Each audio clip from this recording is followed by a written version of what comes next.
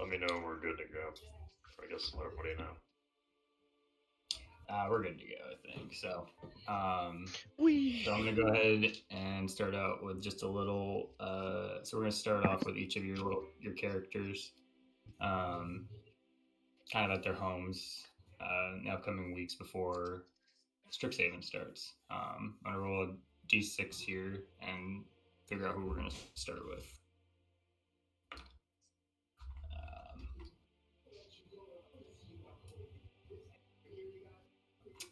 Okay. So let me go ahead and do.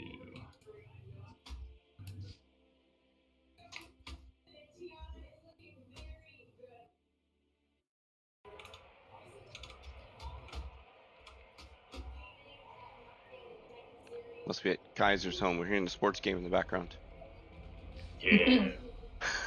We're going to start out coming into a large crowd at the state finals for the Silk Ball Championships. God damn it.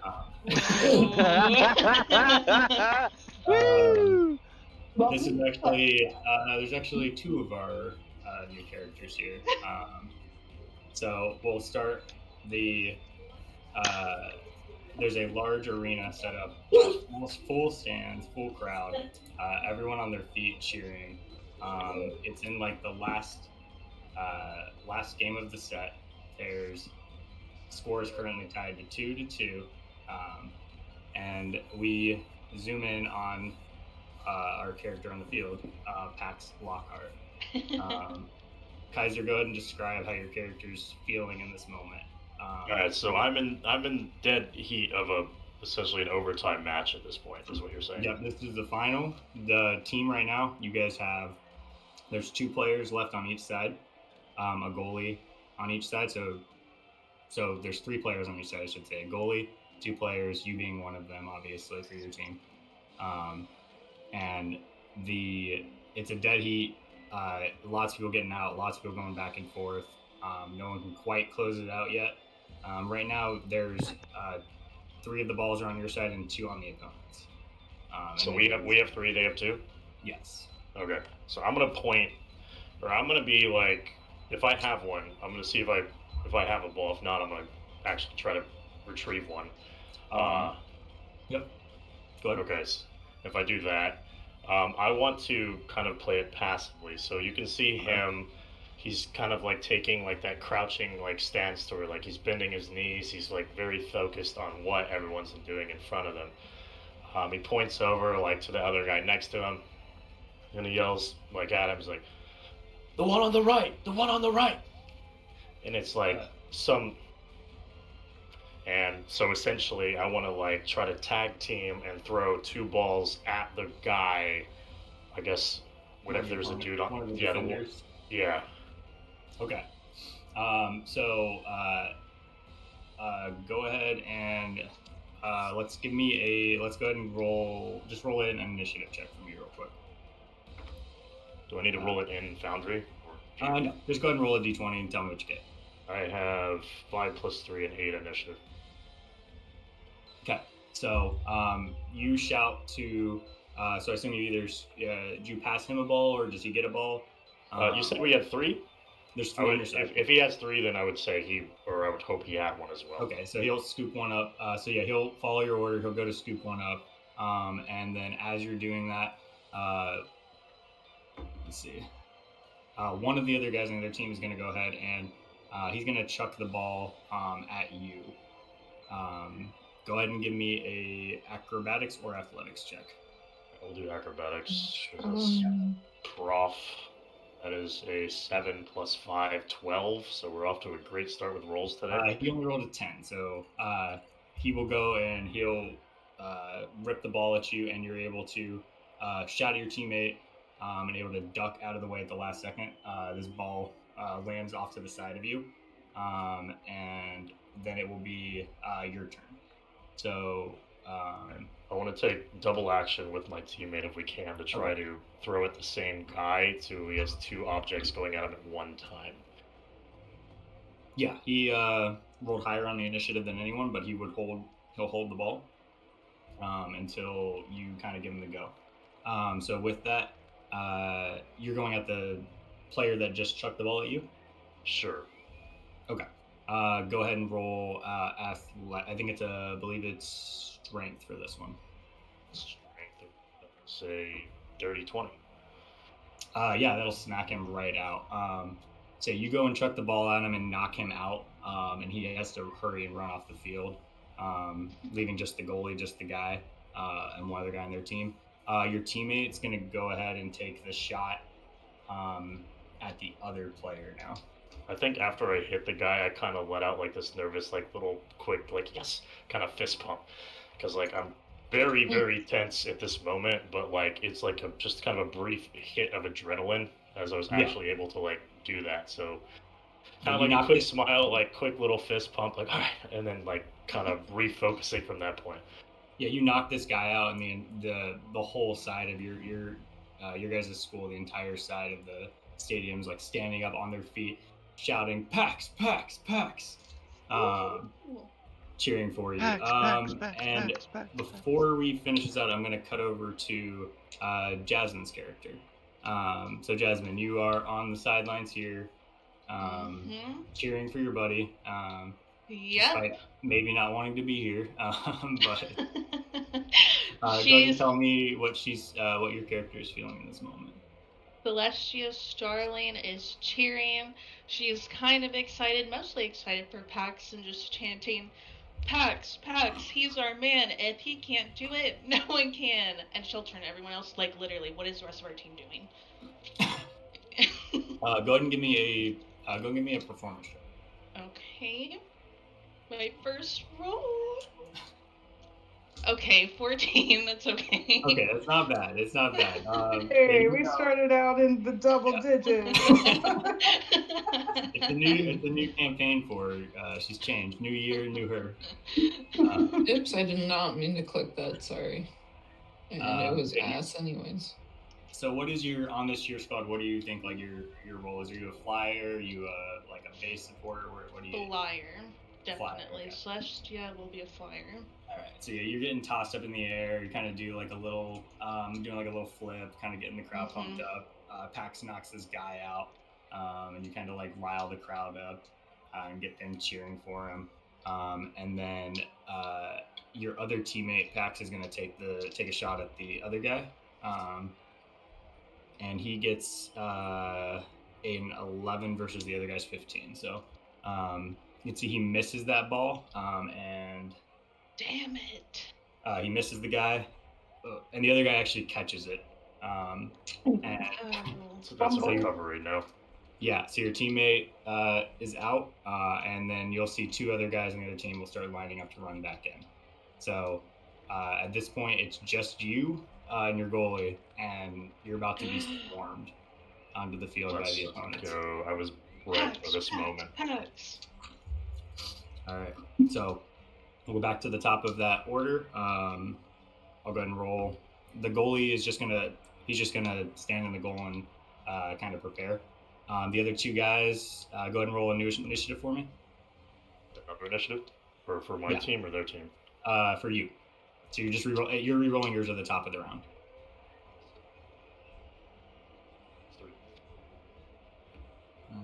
19. And then let me know what you got. 17 plus 3, dirty 20.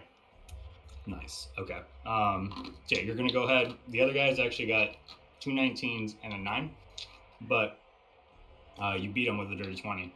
So there's one more ball on your side, and the rest of the balls right now are on the opponent's side. If I shoot and score, that's a win. Correct. Okay. Well, if we're outnumbered at this point, then it's either playing defense and trying to eliminate them, or hopefully catching that and returning my own team, or we just go for the kill shot. Am I a patient person, or am I a not? But I guess we're gonna figure. Yeah, we're gonna see. You can see your goalie is going to shout at you. He's going to use the commanding presence they have to basically give you a D4, and he's going to shout, "Pax, go for the goal!" Okay. All right. Do I get anything from my cheer squad? Is it Let's Um, go Pax. with her 14? Or is that not good enough? Let's go Pax. Get Screw the rest of the ass. team. Go ahead, give me one more performance. Okay. 18. Okay, on an 18, Yeah. I'll give you advantage on it as well. So what are you doing on Let's an 18? go. What is Celeste doing on an 18?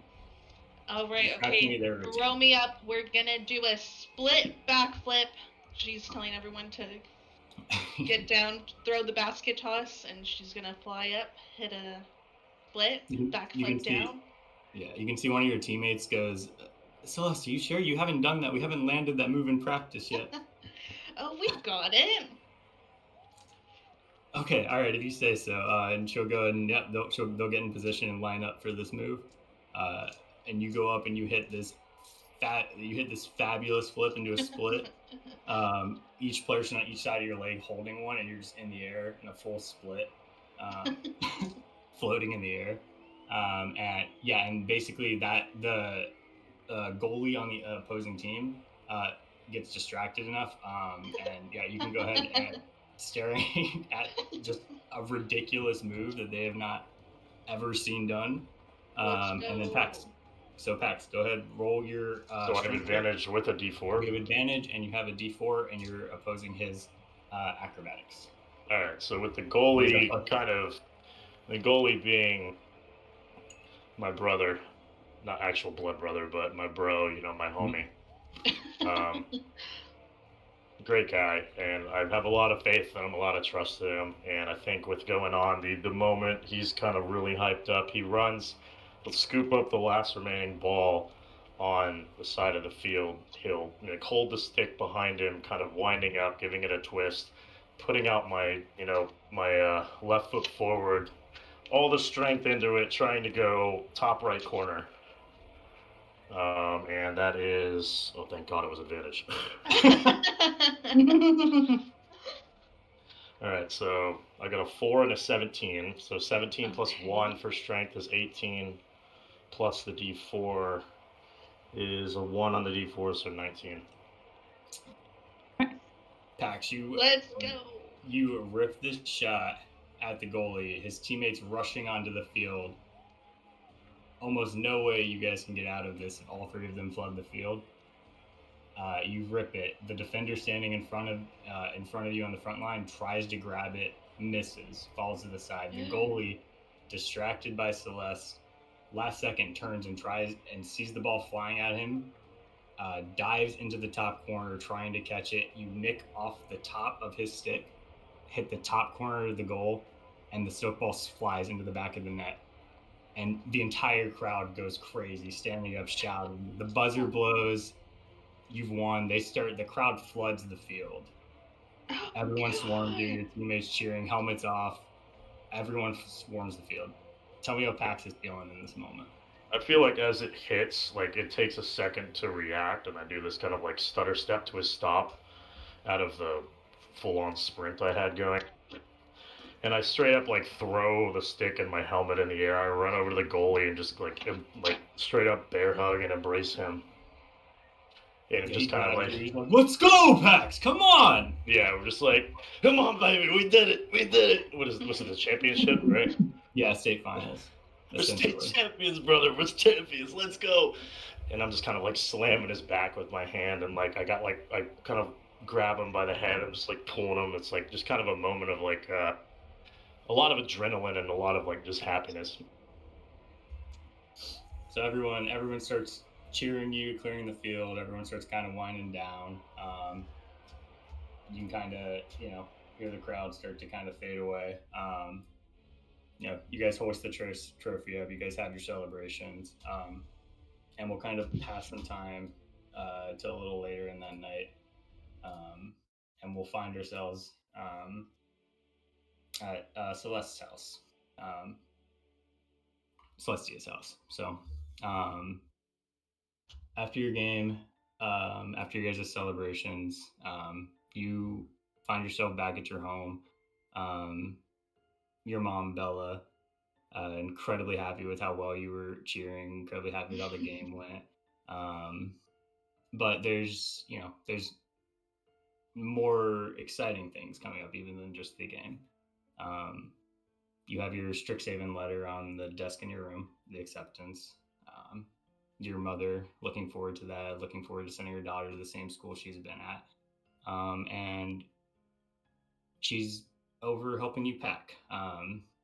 So you can see her in your closet. She's digging through different outfits, and she's grabbing these like incredibly vibrant pink, orange, colorful, bright outfits and handing them to you. Gosh. And just being like, oh my god, this would look so good on your first day, Celestia. I'm so proud of you. She's like shoving this like very bright, fluffy pink dress, florals, and like just tons of lace all over it, glittery. Oh my god, am I going to class or a ball? I mean, it's just, well, you want to make a good first impression, don't you, Celestia? I think I can do that without looking like a little princess fairy. But there's already so many elf stereotypes. Well, I just remember when you were younger and we had you and you had dresses like this. You just looked so good, and I think you're more excited than I am, but that's okay, Mom. It's okay. I'm just so proud of you, Celestia. Strix Haven was probably some of the best years of my life, and I'm just so glad that you get to go there and experience it. Thank you, Mom. I will make you proud and be the most powerful wizard and great cheerleader this school has ever seen. Yeah, that's as long as you're having fun, I'm glad. Power isn't everything, but I just think you'll go there, you'll make some good friends, and I just know you're gonna do well. While you're packing, are you putting some of your vials, your potions in there as well? Yep, I will be trying to sneak them in there. Okay, go ahead and roll me a. Go ahead and give me either sleight of hand or stealth. Okay. I guess both of these are the same. 9. She got a dirty 20. Holy shit! Mom. So, she's helping you pack, and she sees some of your in your bag. You've got some of these you got some black combat boots. And she goes and grabs them out and is just like, oh, I wish you wouldn't wear these. And as she does, she pulls it up and it kind of lifts up a layer of your bag, and a bunch of these vials and potions spill out. Oops. And she kind of her eyes go wide and she looks a little shocked, and she's like, what is all of this? Mom, I mean, okay, it's a wizard school. You never know what I'm gonna need there. There's so many potions. Are you doing drugs? I'm not doing any drugs. I swear I'm not doing drugs. I just want to be prepared. Can't get high on your own supply. I just don't. Where did you get all of this from? It will be fine. It will be fine. Go ahead and give me a persuasion. Okay. 15. Not terrible, but not. Okay. No, on a 15, you can see her kind of sigh. Okay, I'm sorry. I get a little bit. I just think I get a little bit excited sometimes. I know that you really want to go there and do a lot of good magic and learn a lot of new things. And I want you to do that. I met a lot of really good people there. I met your father there. It's where we fell in love. And I just don't want you to miss out on all that Strix Haven has to offer. It's more than just a place to learn. I won't, Mom. Plus, Pax will be there. I think it will be great. And I'll give her a hug. Well, that Pax is a very good guy. And she'll kind of smile, and she'll go ahead and kind of keep packing everything up. And from there, we'll cut back to Pax real quick. Hi. So for you, we're gonna cut to actually late in the night, exhausted, drained, and after you've gone to bed. So you find yourself after a few hours of sleeping, you find yourself in your dreams, floating in a space, a void, dark sky, nothing around, and you hear a voice, and it says, "Oklarach, I've been looking for you." So do I realize I'm in a dream, or is this like a... It feels dreamlike for sure. It definitely doesn't feel real. You said I'm floating, or am I on something? No, you're floating. You're like in space. Okay. You hear this voice, and you keep floating towards it. Like you're almost pulled towards it, unable to kind of like keep yourself from it. And you approach this large, it looks like a large, almost like a meteorite or something floating in space. And go ahead and give me a perception check. All right, let's go. Wisdom, my -1. Let's see. 8 + 1, 9. Yeah, okay. So you approach this giant husk of a rock. You can't, you just can't, you don't know what this is. You don't know where you are exactly. But you hear this voice reaching out for you. And it says, again, this is in your head as well as the voice. Sorry, it's in your brain. It's like in your mind. You're not hearing it with your ears. You're hearing it in your head. Okay. And it says, "I've been watching you." Do I know it's coming from the rock, or was that with a perception check? Sorry.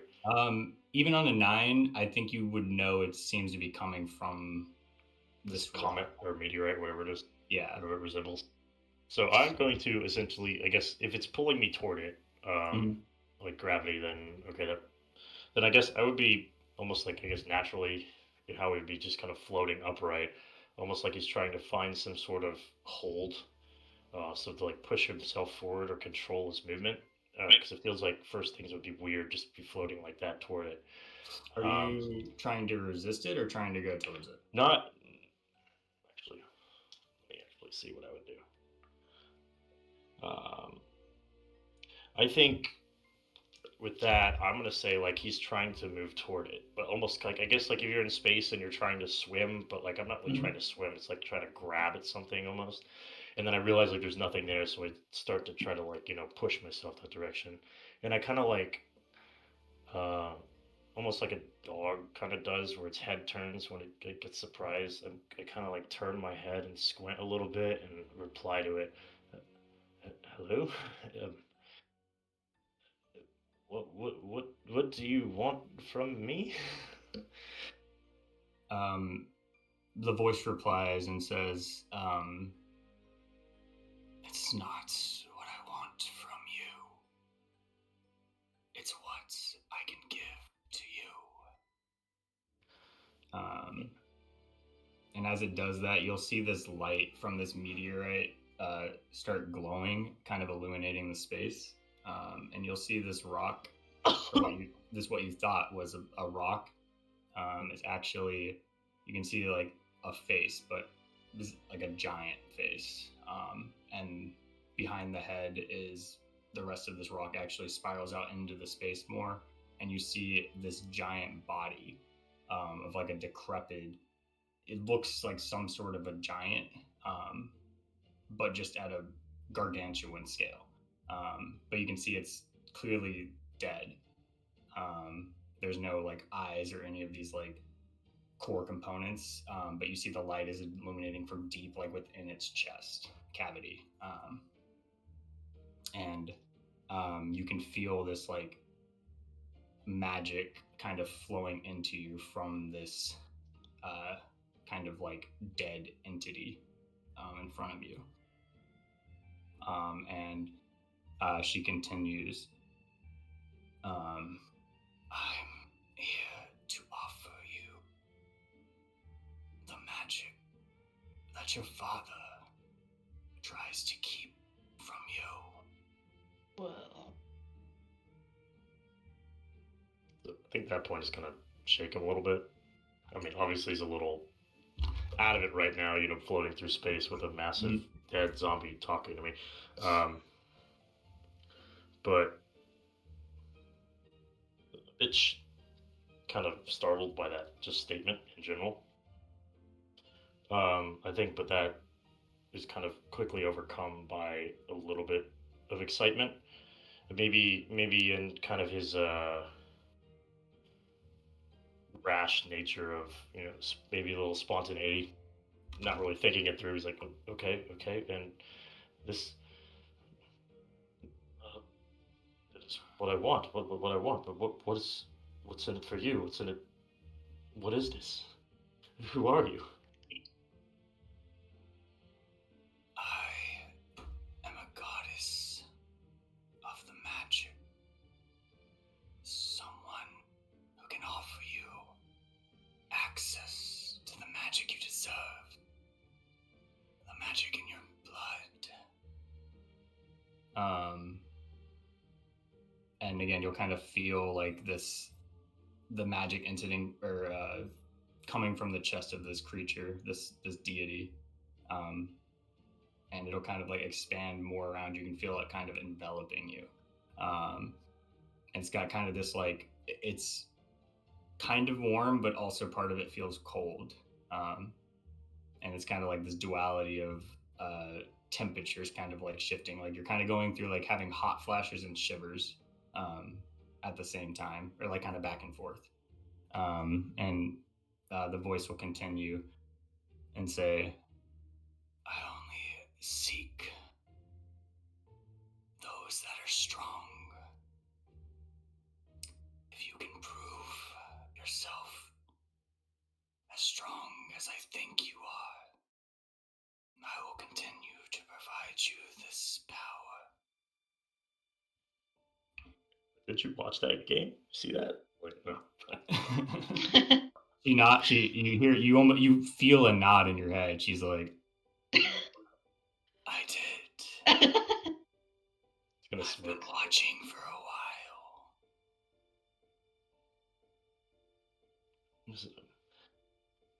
As much as I would love to have ability, have all of this is wonderful. This feels wonderful. He's just gonna kind of look at his hand, and I don't know if there was any visualization. You can feel the power there. You can feel yourself like generating this magic that you've been chasing for years. What was my?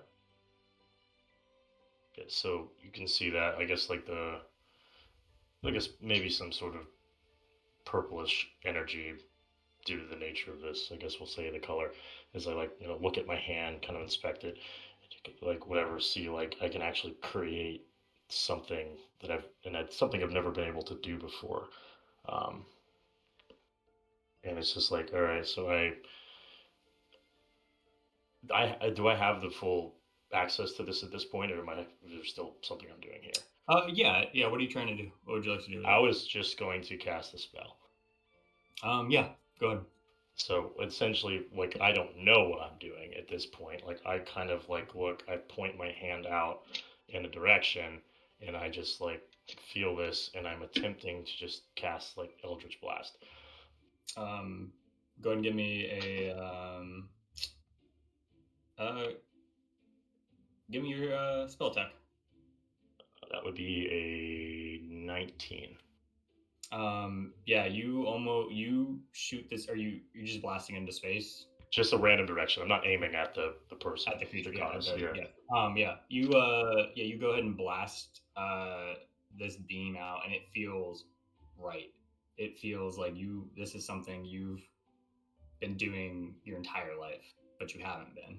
It's almost like you're taking a shot with the silk ball stick, but instead you feel that shot coming from through your arm, leaving your chest, through your arm, and out of your hand, and this energy just blast out, illuminating the space as it flies off over the shoulder of this beast of a creature floating in space. And you can kind of feel your body shaking from like this power that this goddess is offering you.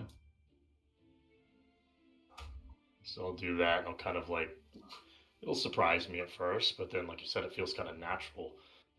Almost as I've done it 1,000 times before. And I'll kind of just, let out a little bit of laughter and smile. This feels right. This feels so right. You'll hear in your head. She goes, "It is right. This is your power. I'm merely letting you access it." So at that point, I think maybe the joy starts to fade a little bit. What does this cost? Why are you doing this for me? I'm doing it because of who you are, Oakleretch. Oh, that's my name. Yeah, that's all she just says that. And she'll kind of, again, you can't see her. Give me an insight check. Insight, that is a 8. An 8? Yes.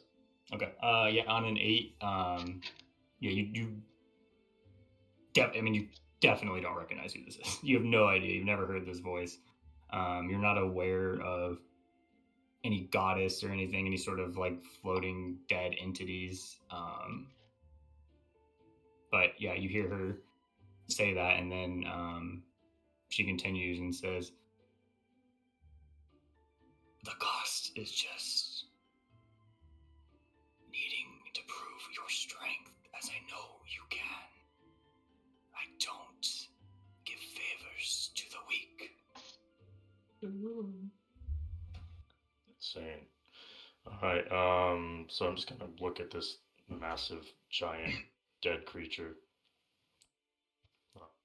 Kind of look almost like, I guess, at my feet, because I'm just kind of floating, but like trying to look at the floor or the sky, kind of that deal. And like just kind of like a big breath in, and then like exhale, and then I'll kind of like tap my chest and then like say, kind of like mutter out like a thank you. I'll do my best.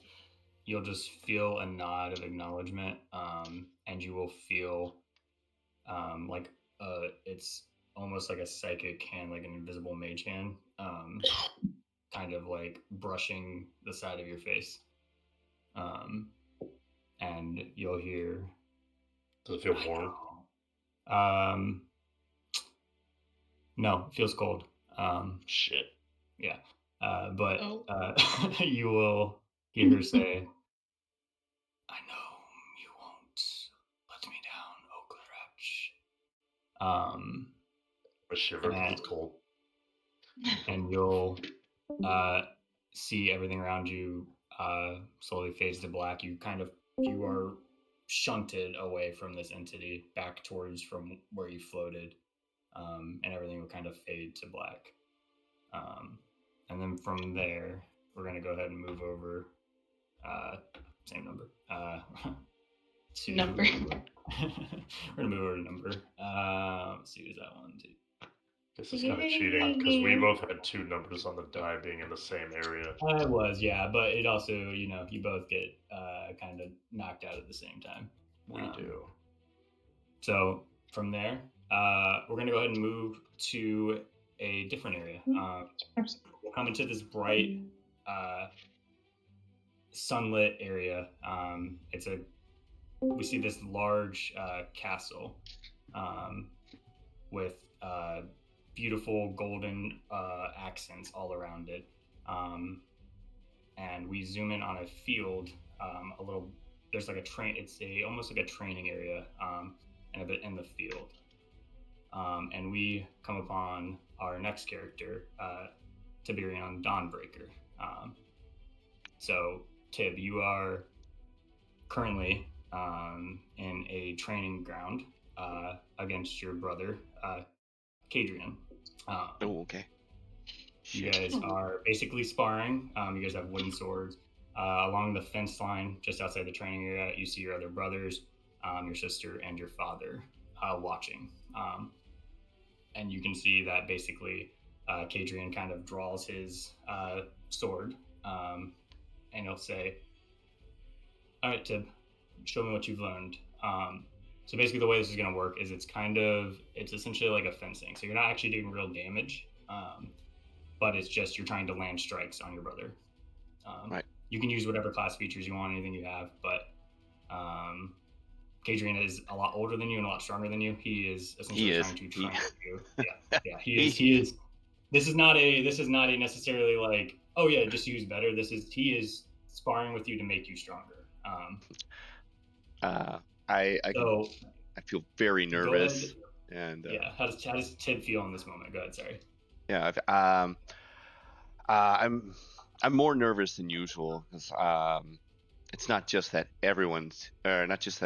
families around, Dad's there, and he's watching, and I know that I'm supposed to have be getting better. That Cedrin, he's been helping me for a while here, but I feel like this is a moment that I can try and show off all that I've learned and things, and so I'm really anxious but excited to really try and do my best. Yeah, you'll see off to the side. You see Alark, if that's how you pronounce his name. Your father. He's sitting there on kind of like it's like a raised bench, and he's sitting there watching with those eyes that you've seen 1,000 times, judging you harsher than anyone else could possibly judge you. You feel them digging into you. Even when your back's turned to him, you can feel the eyes burning in the back of your neck. This is immense burning weight on me. Yeah, constantly. But you see Sadrian, he's there, and he's fighting you, but you can see he smiles at you. He's like, Tib, you've got this. You can see your brothers off to the side, kind of like punching and joshing, like kind of shoving each other around and like, making remarks about you two. Go ahead and roll me initiative. All right. I'm gonna roll it with my actual d20s because why not? Yeah, go for it. Nat 20 on the first one. Nat 20, but minus one. Minus one. All right, 18. 19. 18. Okay, yeah, you'll go before him. So go ahead and make an attack against your brothers. You guys line up, swords drawn. All right. So I'm going to use. You can use my your cantrips and anything you want. It's just there isn't like damage happening here necessarily. Yeah. I'm gonna use my long sword, damage. Sorry, my short sword. Sorry, because I want advantage on my next chance. So I'm gonna grab my, and then I'll throw my booming blade style attack at him. So these 15.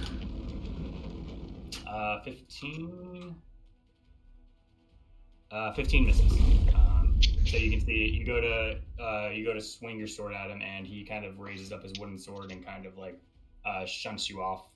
It kind of spins around this circle as you guys kind of go back and forth at each other. And he's going to go ahead and make an attack against you.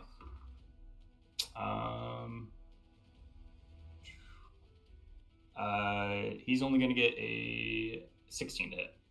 That'll miss. Raise up my shield shield to block that. I can feel the weight of his hit as it reverberates through my arm. Yeah, he swings this sword down on you and smacks you, and you kind of like buckle a little bit, but you're able to kind of shove him back off. But he's going to make a second attack. He's just a little faster than you. This one's going to be a 20. 6 to hit. That'll hit. So you see, you block him off with the sword, but he's fast. He's just fast. And you see him kind of quickly turn around, and he ducks low. And go ahead and give me a strength saving throw. Oh.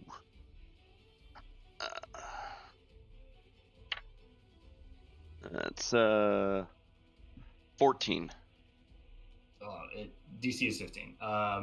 So he swings low and he knocks you onto the ground, and you kind of fall quickly.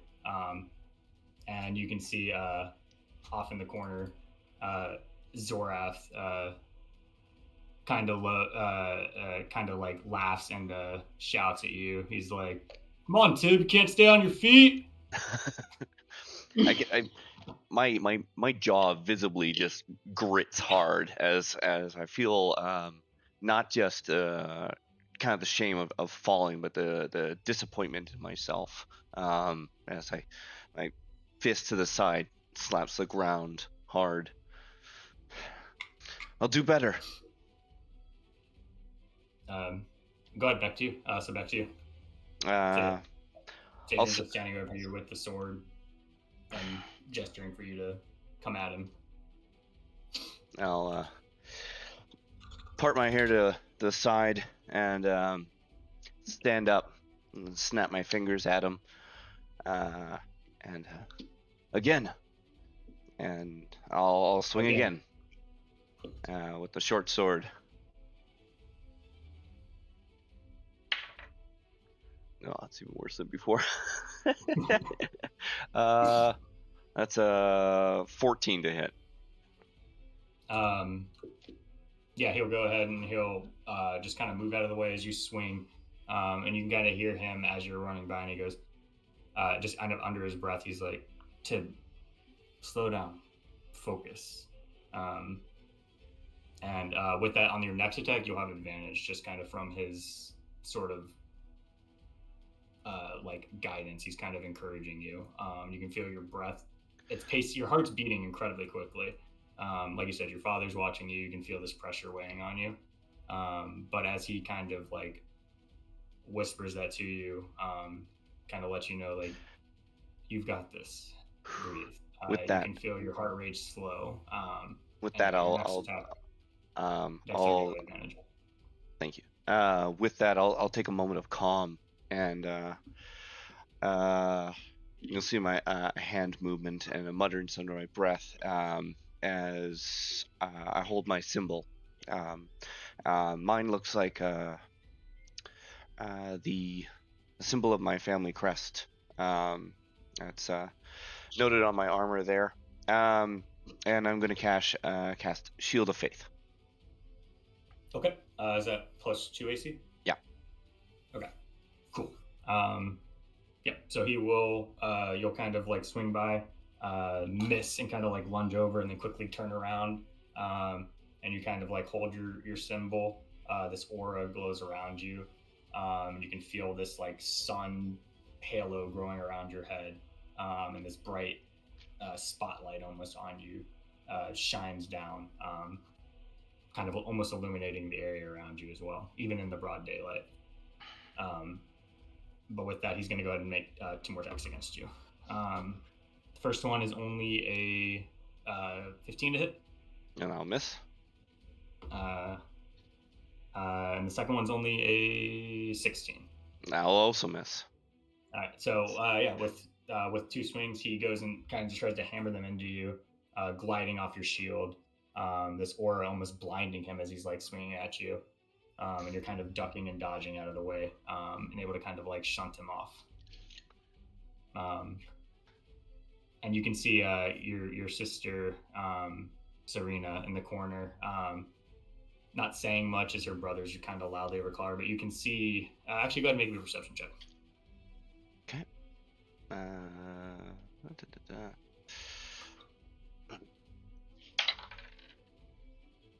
It's crappy. I'm super focused on my battle. Yeah. You know, Okay. Cedric's there. He's got all my attention. As it's 11. Okay. Yeah. On 11, you can kind of like, you just hear your brothers like Zorath like talking shit still, loudly, and and you can see Zareth like kind of just like barely paying attention, but like just kind of like muttering at you, muttering under his breath a little bit, and Zora just kind of like, "Come on, hit him harder!" And then go ahead, back to you. All right. I'm gonna use my other ability, Divine Favor. Okay, what's that do? It's a bonus action. It's a self buff. So until the spell ends, your attacks and weapons deal an additional D4. So it's a D4 extra to hit. Okay, are they? Is that concentration as well? Nope. Or no? Okay. No, it's just a 1 minute buff. So cool. Go for it then. Yeah, I got. See, yeah, you kind of grab your chest again as you're going to right before you go to swing, and you can see your sword illuminates with that same golden light kind of surrounding your body. All right. So, and this is the one I have the advantage on. Yeah. Yes, correct. All right. So again, I'll grab my short sword and swing at him. All right. This one, brother. It will connect. As a speak more bravado than talent. And I suppose he just laughs. So I got a with advantage. I got a 7. Oh no! You got a or no, 7 wait. no, sorry. I'm supposed to have that D4 on there. Yeah. Yeah. Good. 8. An 8. What'd you roll on the dice there, man? I got like a 1 and a 2. Yeah. Sorry, a 2 and a 3. That is very tough. Yeah, I think it's just Zorath. You can hear him yelling, and it's just you can feel your teeth gritting, your body tensing up. Kadrian will go ahead and just move. He'll kind of knock your sword down to the ground. You'll feel it stab into the dirt. Kind of get stuck there for a second as you pull up. And give me one more perception check. Okay. Nat 20. So 24. It's just up and down. On the nat 20 for this one, you'll see Alaric, your father. You can see like a sigh as he kind of like reaches in to his watch, pocket watch, and you can see him like he pulls it out to like kind of check the time, and kind of shake his head like almost disappointedly at you.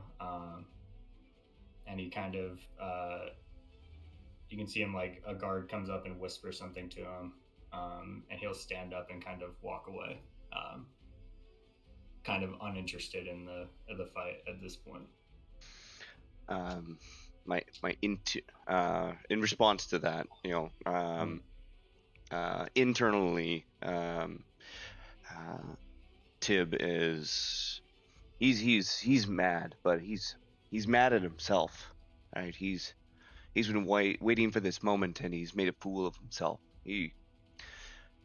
As he's holding his sword tight, his grip just, as tight as it can be, is almost bleeding into his gauntlet. Angry at himself. On the nat 20 as well, we'll see your sister, Serena, in the corner, and she is kind of muttering under her breath a little bit, and she's going to go ahead and she will cast Bless on you.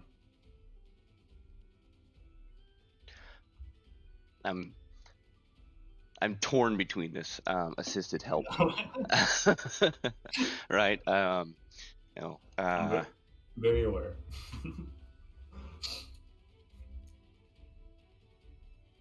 Whose turn is it? Is it his or mine? No, it is. You're right. It's you'll go ahead and see he'll take 2 more attacks on you. He's not rolling the best either, to be honest. So, he's taking it easy on me. Yeah, he got let's see what is that was 9. I got 18. That'll miss. And then a 19. 18 and 19. They'll both miss. Okay. So you'll see he's he's struggling. Your offense has been very weak this fight, but you can see where your protection nature, your desire to kind of like defend not only the people around you, but your own honor, your own pride is coming through here. And as you kind of stab into the ground and fall, he swings down on you, and you're able to quickly turn around and like knock his swing off, and almost a look of surprise across his face. And as he quickly tries to swing back on you, you follow through with your sword and block the second swing, and rise back to your feet to go ahead and make your next attack on him. Okay.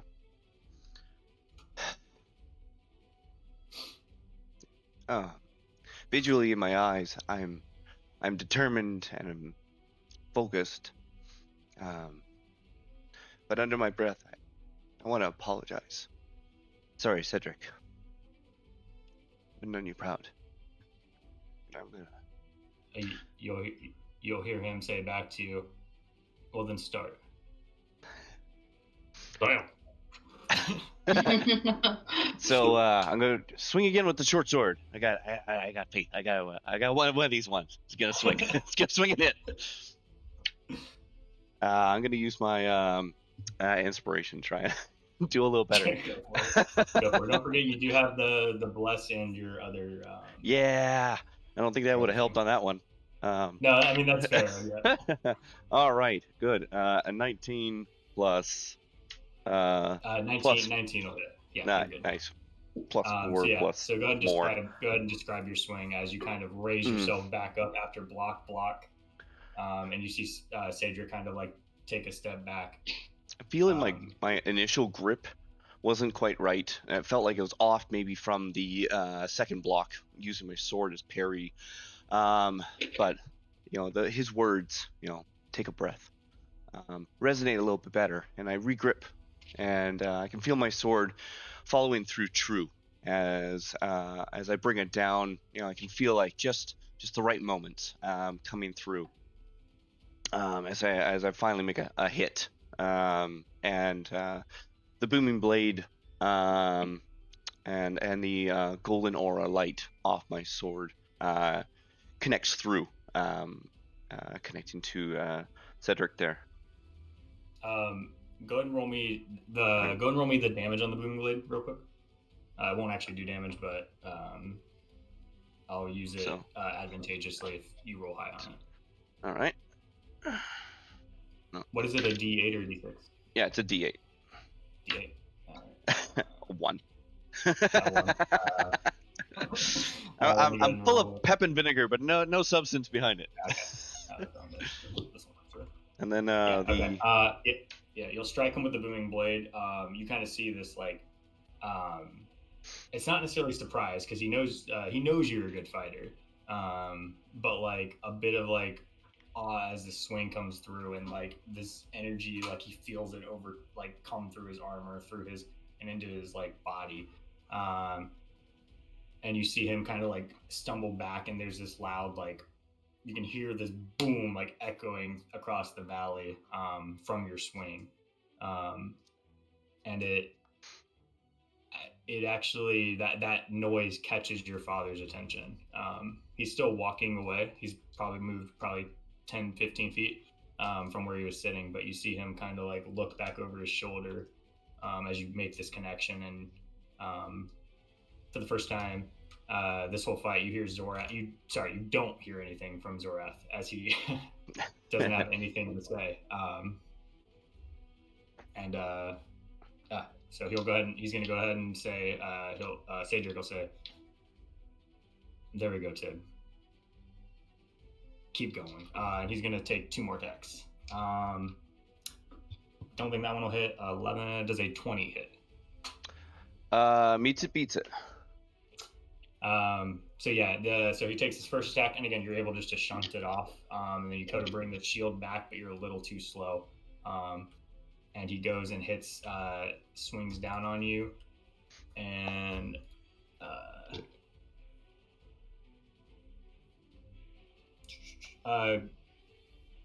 go ahead and give me another strength save.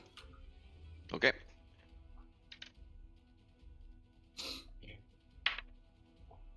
20. Nice. Okay. Plus bless. Yeah, plus your bless. No, I'm not yet. You'll see he goes and swings at you, and he raises the pommel of his stick or the pommel of his sword to knock into your wrist to try to knock your sword loose. But you're able to kind of like shove your arm down and like kind of push him back off, and able to keep a hold of your sword. And he'll kind of like just smile and give you a nod. He's done that move to you probably 100 times at this point. Yeah, back to you. Not today, Cedric. And then, okay. And you you gotta take him with the advantage one? Yes, I did. So I'll continue that advantage rolling. So I'll keep using the short sword to trying to keep myself with advantage because I need it. I'm gonna turn to him and as I'm making my attack, how many more do you think does it take to get Father's attention? You'll see he'll kind of breathe in and say, "You don't need his attention. You need yours. Now focus." And it was 11 or 11 plus 1 plus 3, so 15. 15 will miss again. Wait, sorry, no, that's not. Sorry, that's okay. 15 You're plus 5. Sorry. Okay, dirty 20. Yeah, dirty 20 will connect. Okay. Yeah, you go ahead and you swing back at him. He says to focus up, and you kind of are able to swing your sword back hard into him, and kind of like almost like knock him back a little bit. And go ahead and give me a either intimidation or performance, I would say, depending on what you think.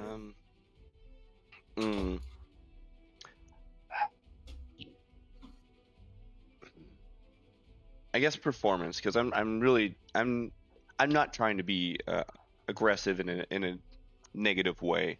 This is to grab your father's attention. Yeah, right. So, okay. Performance, okay. So 13. Oh wait, does bless works on that? Yeah. Is it for ability checks? Yeah, isn't it? Might just be saving throws. Is it? Bless.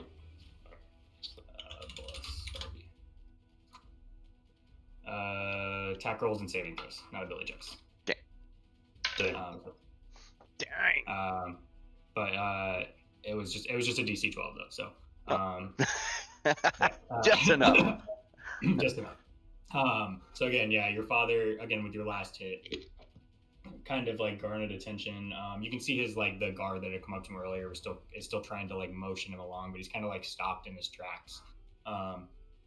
And you can see him watching because at this point you've landed two on two strikes on your brother.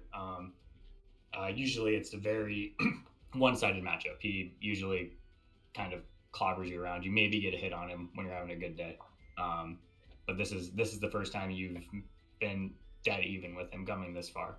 And so you can see your father kind of paying attention. And Zorath kind of again shouts out and says, "Sadrian, stop going easy on him. Come on. We gotta get to dinner."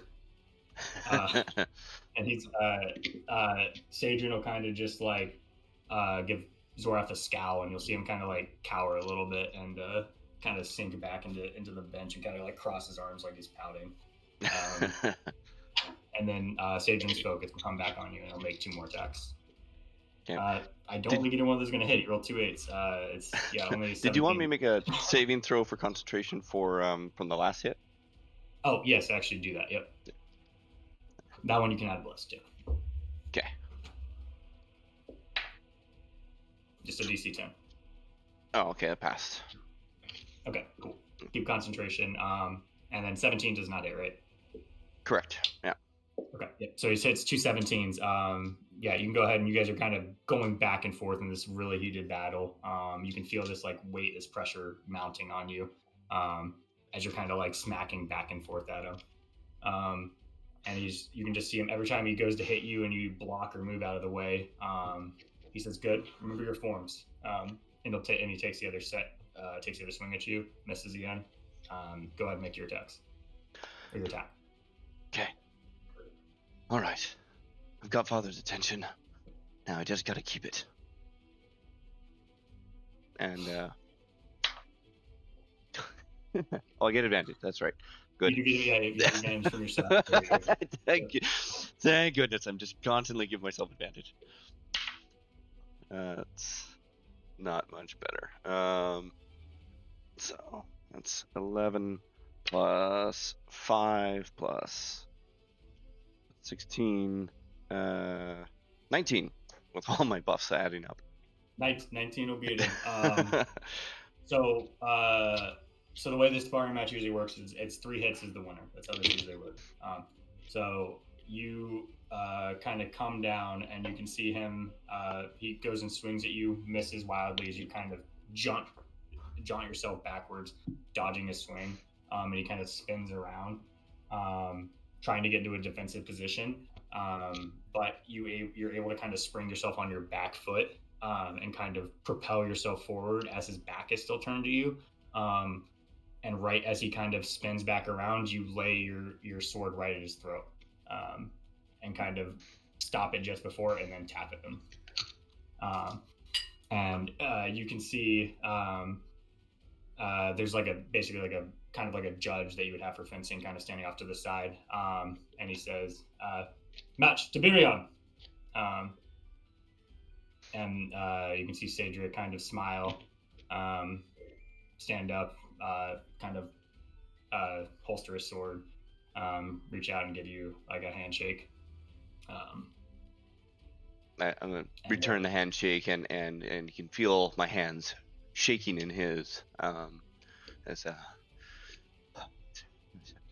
did it. I did it.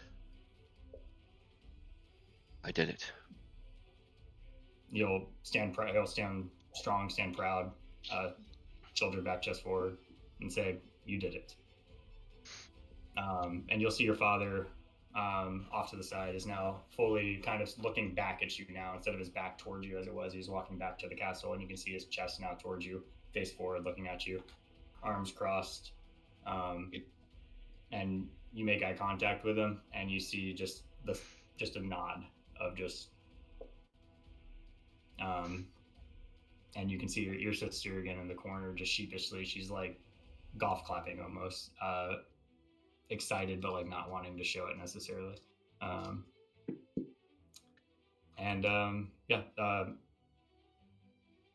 Adrian will kind of like pull you in for a hug, and just kind of like he hugs you, pulls you in for a hug, and then it kind of extends you back out and says, "Are you ready for Strix Haven?" Yes. I will. I'll remember all that you taught me here, and with Father's blessing, I will do the family proud. I will work hard to make sure that everything reflects well on the family. He'll give you a nod and he'll say, "I know you will." And he'll kind of point behind you, and you see your father at the fence, and he motions for you to come to him. I'll, with more skip in my step than I had expected, jaunt over to him, and but as I approach, I stop a good paces away, feet together, and I'll give a small bow. And Father, Tiberion, well done. Better than I expected. Water. I hope you plan to take that spirit with you to Strix Haven. Yeah. I will. I hope I don't have to explain to myself what we need from you there. No, Father. I understand. My brothers are a clear example of what you expect. I expect even more from you than them, Tib. Don't make me regret sending you there. Of course, Father. I will do everything that you expect, and I hope to exceed your expectations. And with that, I'll snap my fingers and bow again. Yay. He'll kind of nod his head, and you'll as he kind of nods his head, starts walking back towards the castle. Zorath will come up as you're still kind of like in the bow and kind of punch you on the shoulder. Just got lucky. Sager wasn't even trying. You're next. Anytime, little man. You gotta try and return the shoulder punch to him. Yeah, go ahead, give me an attack roll. Yeah.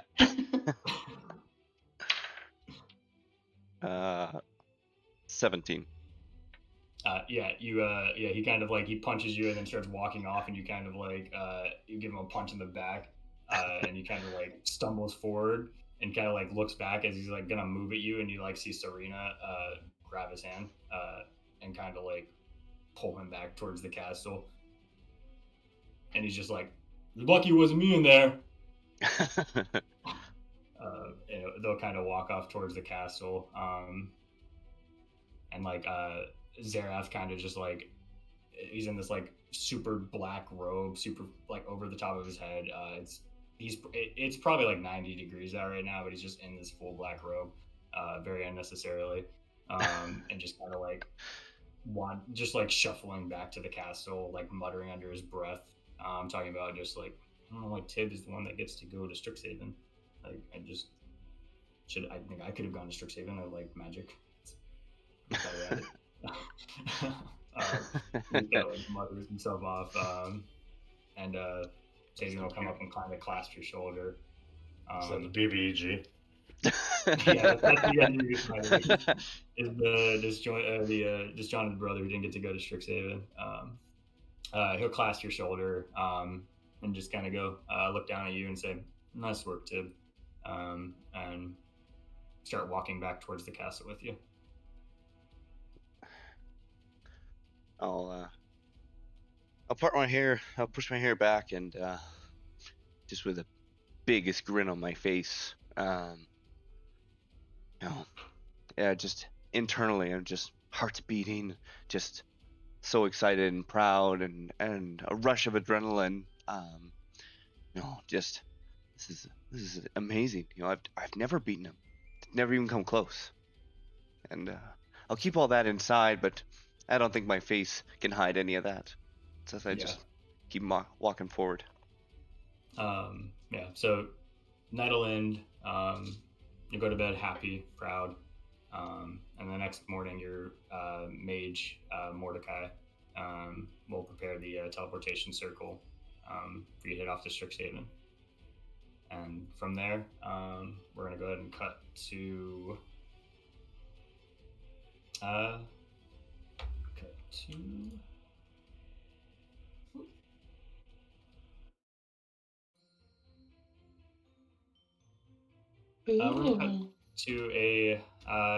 going to cut to a small rural town, very juxtaposed from Tib's kingdom, where he resides. And we're going to see a purple dragonborn kind of running up the sidewalk of the street towards her house. So Hissa, you are kind of coming back. You're still wearing like an apron from your part-time job. You kind of work down at the diner, kind of helping get money for your family.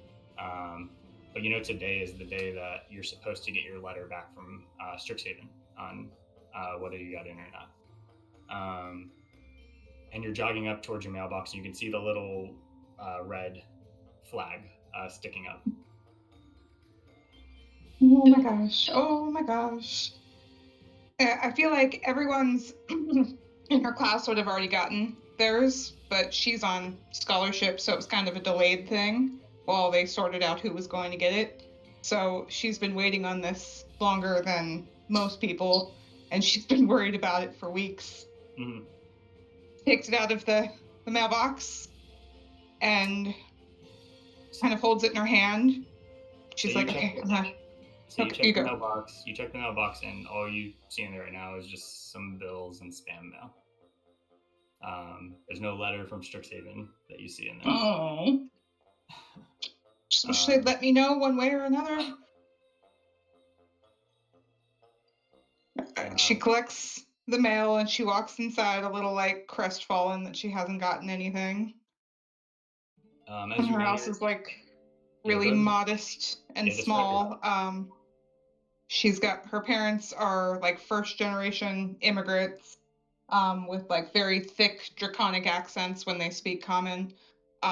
She is the only child, and they are older than most of the parents of people her age because she was kind of a miracle child when they were much older than expected. So yeah. So you walk through your door. You go to like flip on your living room light, and you see your two parents standing there, kind of side by side, and they both have the biggest smiles on their face. And your father, from behind his back, pulls out this envelope, and you can see the huge wax seal on it with the Strix Haven logo on there. Oh my goodness. Is it yes? Did you open it? Is it a good one? No, we haven't of course we haven't opened it yet. We just had we saw it and we were just so excited. You should open it now. I mean, it's so big. It has to be a yes, right? And you see your mother goes, yeah. There's no. I mean, she's done so good. She's so smart. And her hands are like shaking as she takes it, and her hand runs like a claw under the wax seal and shaking, trying not to tear it as she opens it. You pull out this letter. It's this really thick, heavy parchment paper, and you can see at the top it reads, "Dear Hisap Dracana, we are pleased to welcome you to the 2026 freshman class of Strix Haven University, a magical school meant to hone the sharpest minds and most resourceful individuals into the strongest casters across the multiplanes. Additionally, we are happy to offer you a full academic scholarship due to your outstanding performance on the entry exams. Best wishes, Professor Deccan Clockton, Head of Admissions." Well, what does this say? Don't keep us waiting.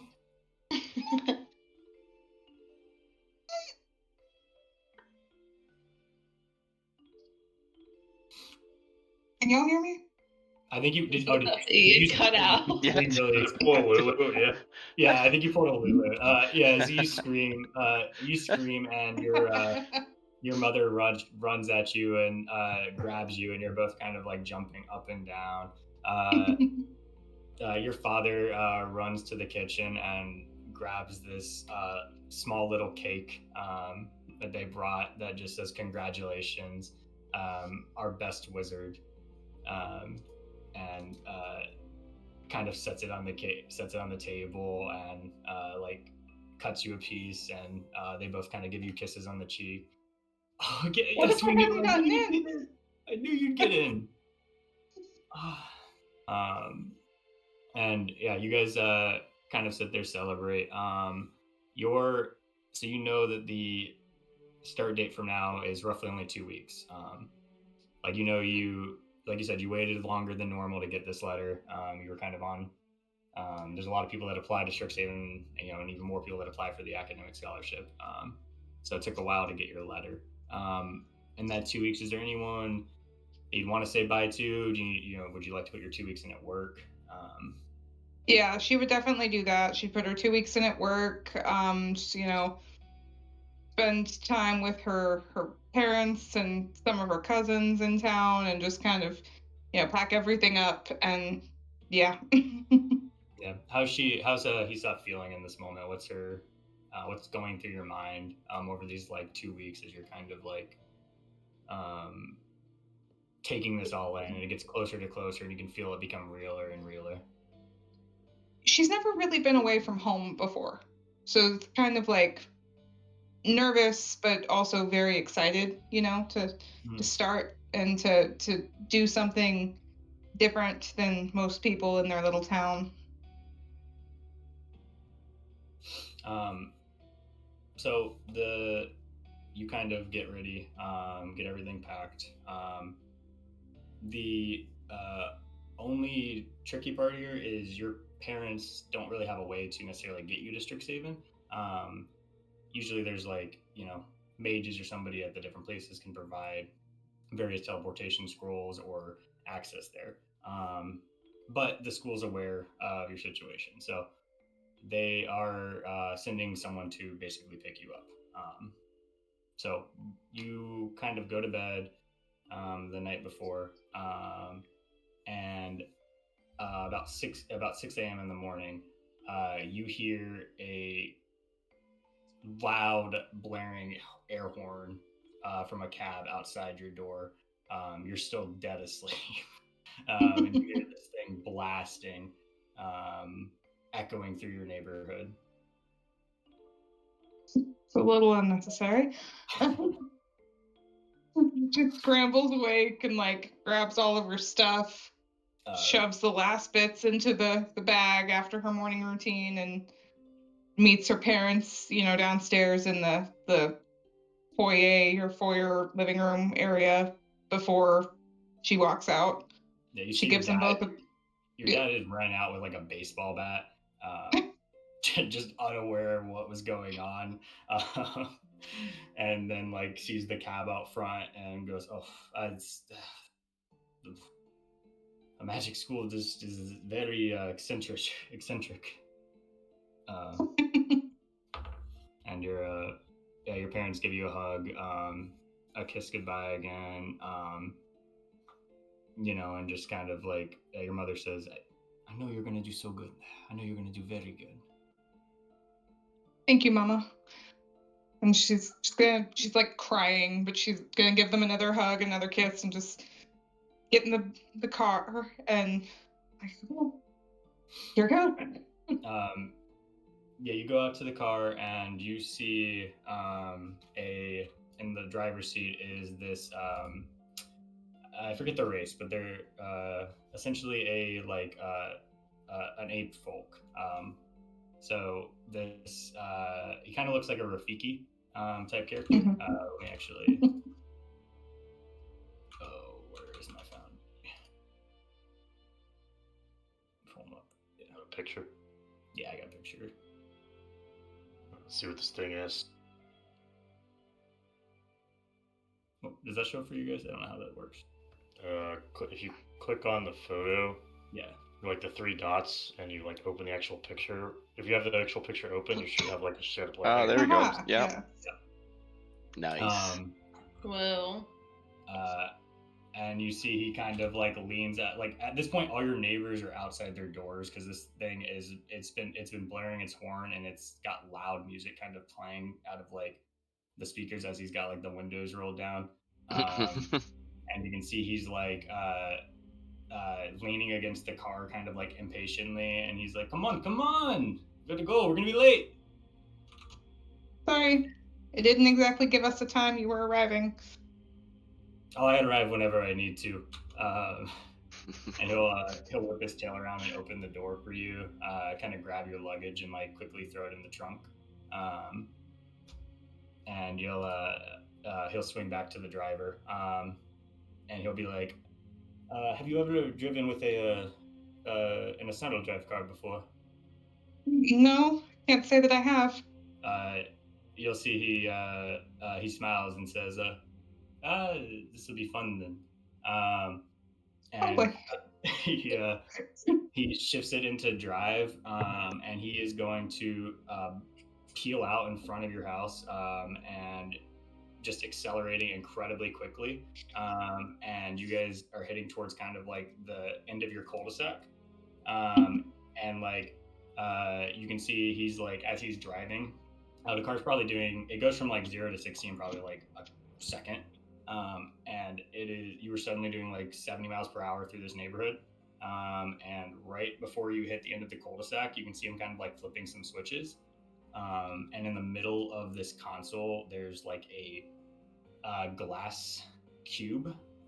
And you can see this like blue orb of like magical energy, with kind of two streams hitting off the top and the bottom, kind of like spinning, and kind of pulsating. And you can flip all these switches, and then up top he kind of hits like what looks like a brake lever on a bus, and he pulls it down, and you can see the car, or not see, but you can feel the car start spinning like 180 degrees, or 360 degrees, I should say. And it kind of spins, and you can feel yourself like suck into the center of the car and like shift through it. Give me a Constitution saving throw. Okay. 88 fully miles per screaming. hour. It's like some wild night bus travel. That was so close to being a nat 20, and that is a 4. Almost held it down. Yeah. No.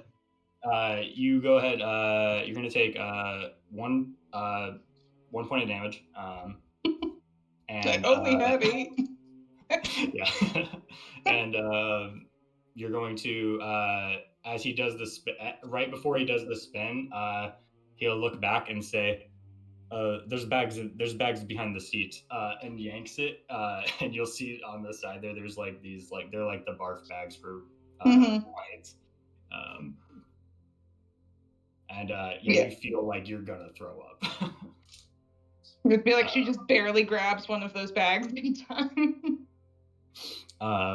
So you grab it, and you kind of like puke your guts out. As you kind of focus a little bit, you'll see this, like, you guys are traveling through kind of like, it's like a tunnel, but it's, everything around it is sort of multicolored, and you can see like glimpses of like different cities and different areas, almost like you're kind of like traveling across like all these different planes, essentially. And you guys will, the car will kind of, again, it's sort of like spinning this whole time, and as it finishes the spin, the car will kind of land kind of hard and bumpy, and you'll kind of look out the window, and you see everything around you is this dense, thick jungle. Does not look like Strix Haven, or what you'd expect Strix Haven to be. And the driver, Ponsky is his name. Ponsky goes, "Oh, I think I took a wrong turn. This is not the center campus." And he will start digging around. You see him lean over and kind of let go of the wheel. His tail is still on it. And he's digging around for a minute, looking for a map. And he's like, I can't find it. And he'll rip the steering wheel off with his tail, and he'll plug it into the back of the center console where you're sitting, and just say, "Can you drive for a second?" And he'll hop into the passenger seat to open the glove box and like go, there it is. And he'll pull out this giant map that does not look legible to you. This is just like, it's got like all these different blobs on it with like dots and dashes connecting it. And he's going to start looking through that. And then I need you to, would Hesop have you think she'd have a driver's license or a learner's permit?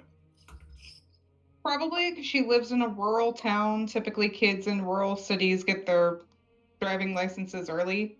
Okay. Then go ahead and make me an intelligence check with advantage, and add your proficiency to it. 16 or 21 and What is my proficiency? 2. Ooh, well, okay, that already added it then. All right. So 22 or 20 total. 21 total. 21 total. Okay. Great. Yeah, you are able to kind of like drive. You're weaving in and out of these trees, these giant leaves, these big flowers that almost seem like they're moving, but more than the car is moving. And one of them goes to. You can see this large vine comes out to like grab the car essentially. This huge, like probably like foot in diameter vine shoves out and like wraps around the top of the car. And on a 21, you're able to kind of like drift the car out of it at the last second as it sort of tries to go and wrap around the edge of the car and yank it towards it. And you'll see that flower this vine coming from had these like teeth on it and was like kind of dripping this like purple ooze from its mouth trying to grab you.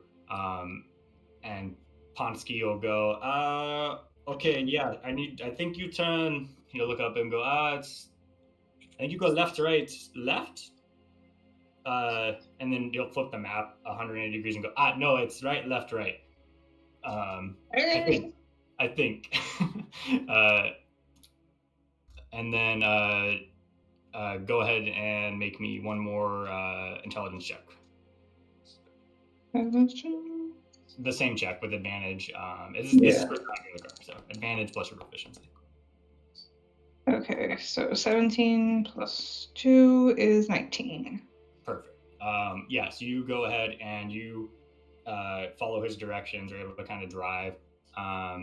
And you can see as you're kind of hitting all these bumps, that cube in the middle of the car is rattling and kind of like loosening itself a little bit. Is it supposed to do that? Just say he'll look at it and go, I don't know, it looks fine. It's still functioning. And he'll pull the thing again. And as you guys are kind of like about to crash into like a giant tree, you guys do that same spin again. Give me another con save. All right, let's see. Can we do it? Cannot. Slightly better than last time, but that's a 6. Yeah, no, you immediately again feel like you are going to puke. Yeah, you grab another barf bag and you just hurl into it. He'll say, I don't have a ton of those. Oh my gosh. And you're, again, you kind of go through this colorful Rainbow Road type tunnel again, and you pop out into this field. And on the sides of you are these dinosaurs. Like the Parasaurolophus, the ones with the big horn on it. It's like that Jurassic Park scene, if you guys have seen that, where the Jeep's driving through the field. Yeah.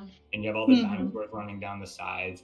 And that's where you find yourself in the middle of this prehistoric field with all these dinosaurs around. And I need you to give me a dexterity saving throw. Okay. That's a nat 20. 22. Oh, okay, all right. You're driving and you're like, you see these dinosaurs rushing down the sides, like one's like super close to the car. You can see Ponsky like is still looking at the map. He's holding it with his tail and he like reaches out and like pets one of the guys that is rushing by the side of him. And this Brachiosaurus comes to like slam its foot down right. You can see the shadow appearing right where you're headed towards, and you're able to kind of like cut the wheel and sort of spin the car right out of the way as his foot slams down right next to you guys, barely missing the car. And then again, you can see this cube rattling. Go ahead and give me just an intelligence check, just flat this time.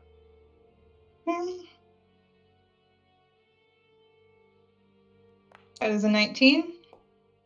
On a 19, you can tell it's not functioning correctly exactly. That's probably why you guys are not ending up where you need to. But on a 19, you don't know what this is exactly. You aren't quite sure how to fix it. But you do know it's loose. You could try to fix it if you want. Otherwise, you can, you could try to repair it. If you fuck it up, it might make things worse.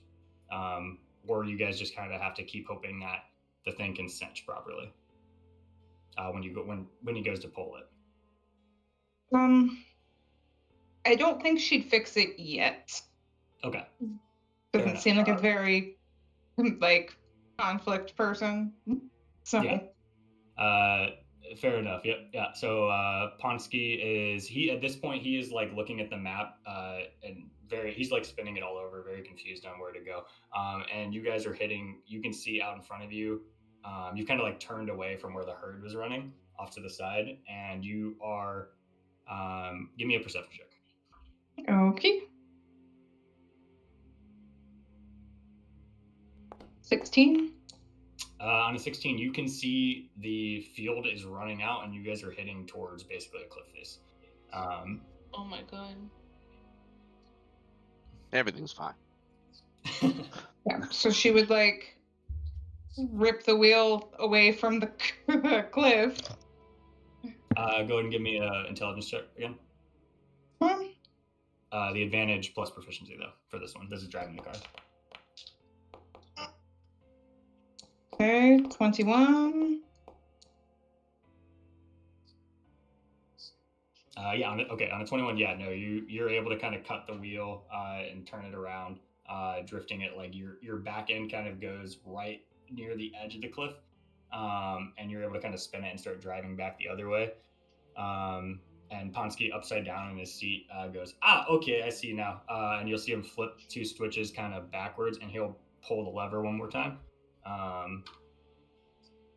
And you guys will warp again. Another con saving throw. Let's see if I can do it this time. You got this one, I believe. That's a 14. We got double digits. On a 14, you can feel it coming up, but you're able to kind of go like shove it back down into your gut. Like there's nothing left at this point. There's nothing left. Yeah, it's a bit of a dry heave. Yeah, a bit of a dry heave comes up. There's nothing there. You do a little bit of your dragon's breath comes out, and you'll warp through it. And this time you will find yourself underwater. You're in the middle of basically this brightly colored coral reef. The car like automatically shifts itself. You can see the tires turn sideways, and these fins extend from the sides, and it starts kind of like 2 of the tires in the back flip backwards and start spinning, so they're kind of like propelling it. And you can see it, and Ponsky goes, I love this place. It's so peaceful. And you see all these like beautiful colored fish. And again, for Hisab, this is like in the past like 10 minutes, you've seen things you've just never dreamed of seeing. Mm-hmm. You lived in a small city, kind of very rural, not city, sorry, a rural town where there's like very little going on. Like everyone kind of knows everyone, and you've seen just things that you never thought you would get to see. And you see like these little fish as you look out to the left. You see like this school of fish swimming next to you. This big stingray kind of like swerves under them. What is Hisab feeling in this like moment? Is she panicked with like the driving and everything? Is she like what is she going through? She's beginning to get a little panicked, I think. She's a little frustrated, I think, that he has no idea where he's going, apparently. She's gonna be like, may I think this is a little loose. May I, like, and she's gonna, like, motion to, like, twist it. The thing in the middle. Oh, the snout dive? Yeah. What's wrong with it? It just looks loose. I'm just wondering if, I don't know, maybe that has something to do with why we're in places that we're not supposed to be. You see he, out of his jacket, pulls out like these huge glasses with like these super thick lenses, and looks down at it and goes, oh no, yeah, that's super fucked up. Yeah, go ahead and give me an intelligence check with advantage from Bonsky. How does this guy have a license? That's a 20, dirty 20. Nice. Maybe he's just So yeah, the only you're driver. able to.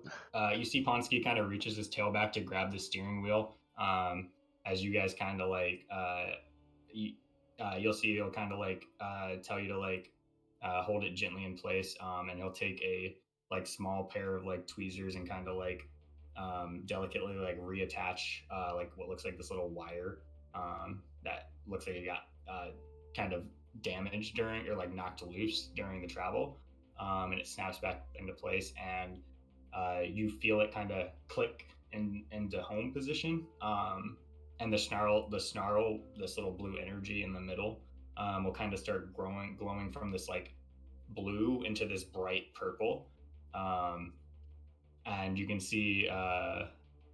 Give me a perception check, actually. Alrighty. Well, that's only a 5. I think I'm distracted by the fish. Okay.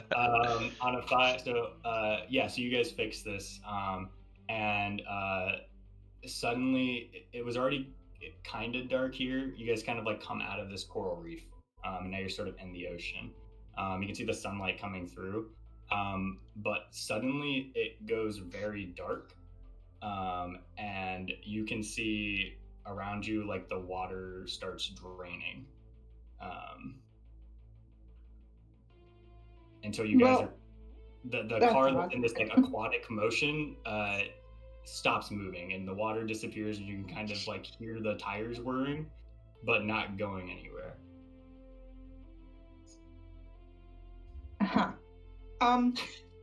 What's happening? You can see Ponsky rolls a window down, and give me another con saving throw. Okay. I'm so good at those. That's a 5. You feel the need to barf again as this like smell of like fish and seaweed hits you hard, and Ponsky goes, "I think a whale swallowed us." What? He's like, "It's all right, I've got it," and he'll reach out into the glove compartment and kind of pull out like this like it's like a giant feather, and he'll start rubbing it on the tongue of this whale, and you'll see the whale will go and like suck all this water in. It starts filling into the car a little bit. Ponsky like quickly is rolling up the window, and he just says, "All right, hold on tight," and the whale is going to basically rise up to the surface, and you guys feel this huge suction as the car is ripped backwards and jolted out of its blowhole. And as you guys escape this hole, Ponsky's going to rip on the cord one more time. One more con saving throw. You got He has it. nothing left. That's A nat 20. No, a 9. No, a 9. Oh, he's a nat 20. That would be fun. No. It's only a DC 10 to not throw up, but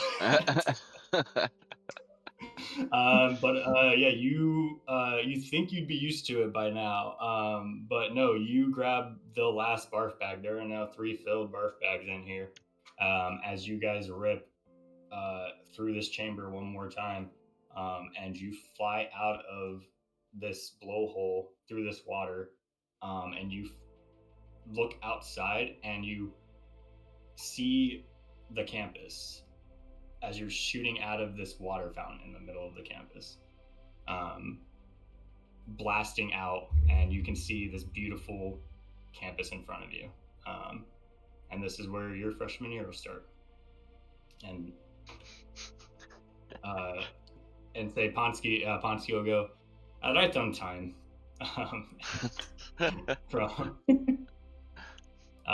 and then from there, we're gonna cut to So session 1, she is canonically has a weak stomach for the rest of the camp. Yeah. I mean, it's not. I don't think it's canonically. I think she just the dice apparently. She Bad arrives here. vestibular system, apparently. Arrives here sickly and hungry. She's gonna like be muttering under her breath so quiet that he can't I'm finding a different way back. I'm going like go home for holidays. I'm finding a different way back. That's He not hands you happening again. He hands you a card on it that just says campus shuttle, and it's just got him winking. It's just got his face on there winking. At least we know the tuition money's going to a good place. That's right. Yeah. So from there, we're gonna cut to a quiet forest, just outside of near the city actually that we're Pax and Celestia are from. But it's not nearly as developed. It's a lot smaller.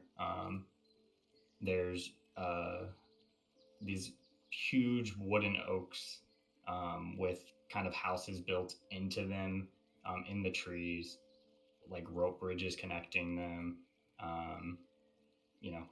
These wood elves kind of walking all over. And we'll kind of go through this whole village to the backside of it, where we see Saoirse at the ground near a wooden statue of another wood elf that bears a striking resemblance to her. This would be your father, his grave, so to speak. Saoirse, what are you doing here? What are you feeling here? You've gotten acceptance to Strix Haven. You know you're going there in the next couple of days. You come here relatively frequently, as much as you can make time for, while running around helping your mother. Yeah, go ahead and tell me what Saoirse's doing here. Well, Saoirse is kind of on her knees in the moss in front of this wooden statue, which is actually her father. She has a little bit of kind of like a paste in her, like a little pot of paste that she had just made. And she is dipping her fingers in it and kind of applying it to his feet, which is, it looks like bark, basically. And she's been doing all sorts of different things the past few weeks to just see if anything will make a change. So this is another kind of poultice that she's made. Go ahead and give me a medicine check. Okay.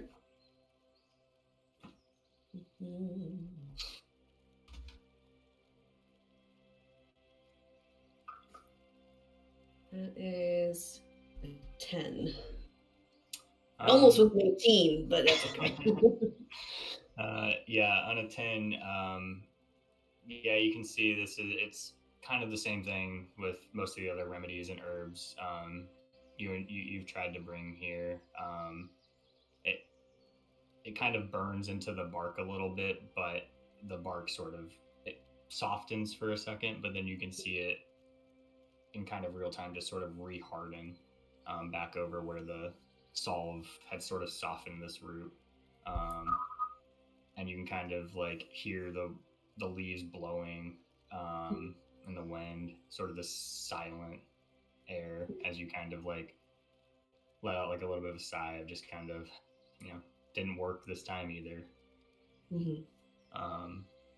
And you feel a hand on your shoulder as you're kind of She'll turn her head and look up. you'll find your mother looking down at you with her sweet smile. And she'll say, "It wasn't bad. It kind of softened it a little bit. What'd you put in there?"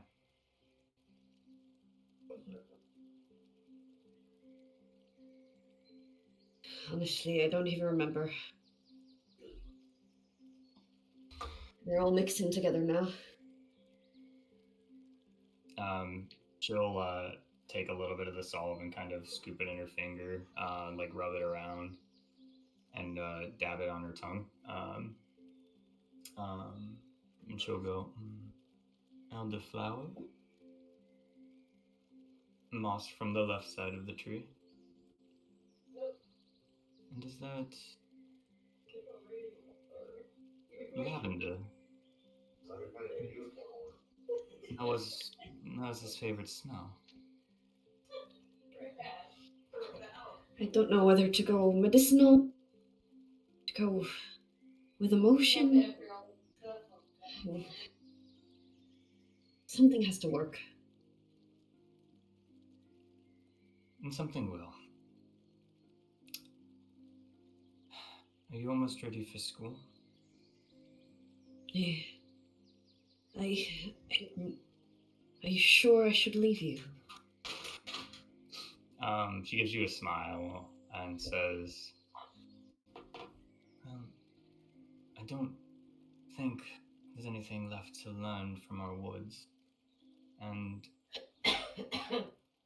I know you could probably learn a lot more at the school.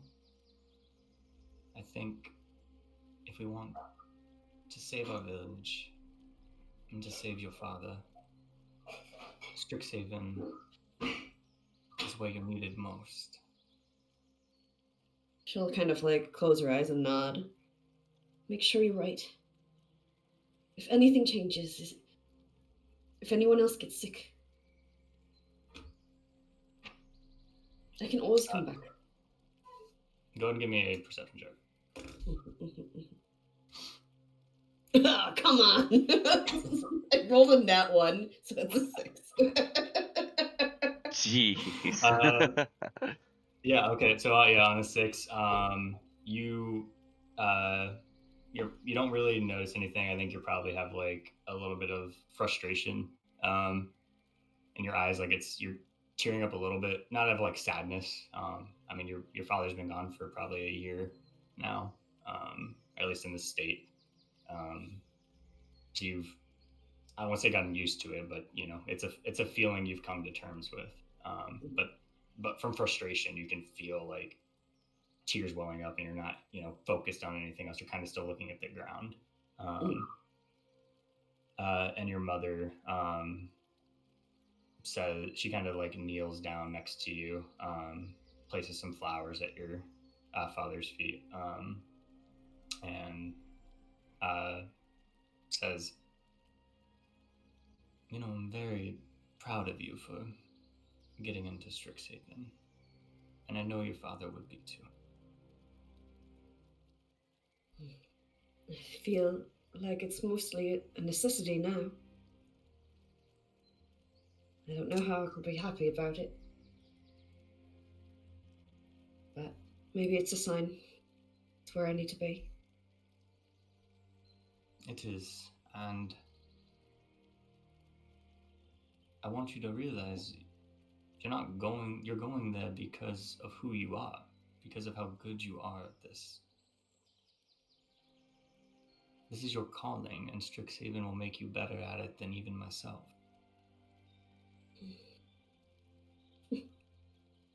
It's hard to think anybody could be better than you.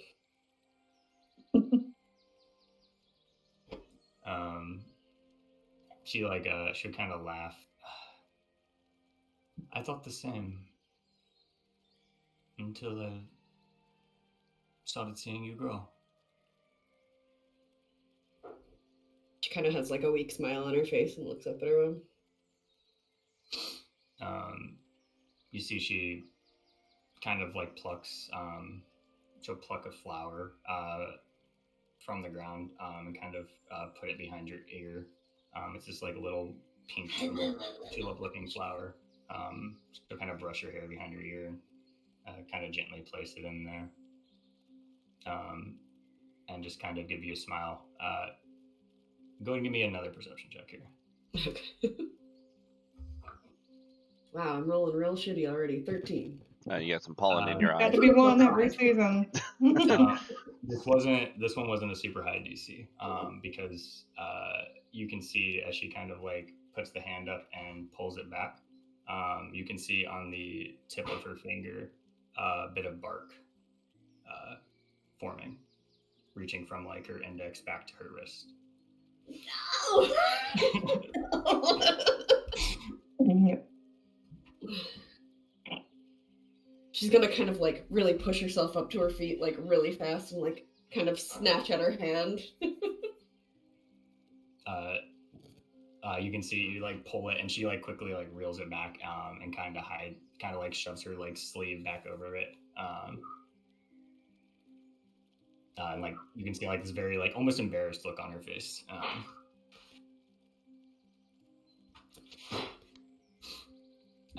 And she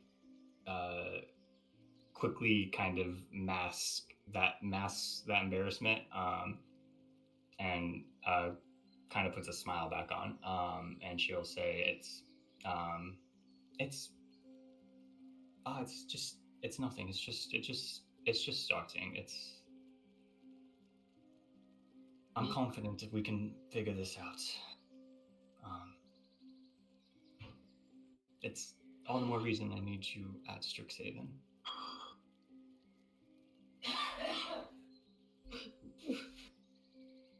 What about the young ones? How are you going to hide it?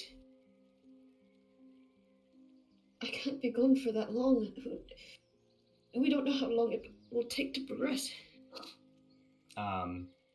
You can see she kind of pulls out a vial of this like green liquid.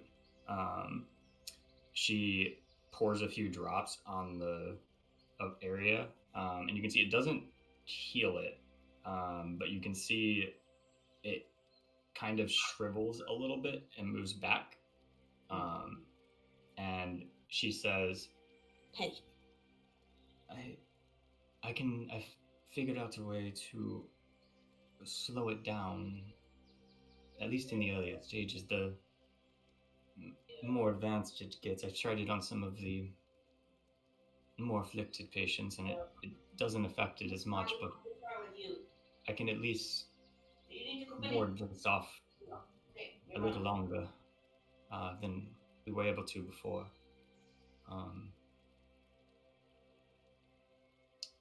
As far as the young ones go, it shouldn't reach anything that gloves or a robe couldn't cover for at least a couple years."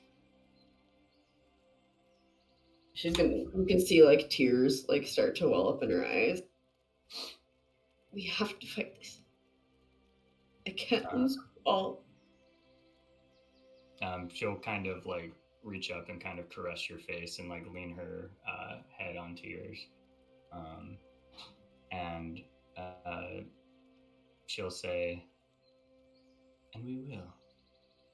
You will. You're the next druid of this village." She'll take the flower that she had put in your ear, and you'll see her lay it on the ground near the roots of your father's tree, and she'll wave her hand over it, and you can see these roots kind of form around this flower and sort of this like almost cage around it. And she'll take this locket and string some vines through it and hand it back to you and say, "As long as this flower blooms, you know I will be there for you." And this little charm will allow you to cast the guidance cantrip off of it. Oh. Oh.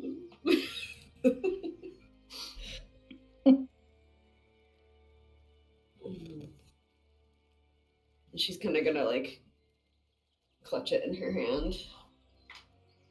Like, you write every week. Tell me everything. Don't hide anything from me. I can't do that. Find the biggest oak in the field at Strix Haven, and I will talk to you through there. And she'll just nod. Every week, and she'll kind of like boop your nose. Oh.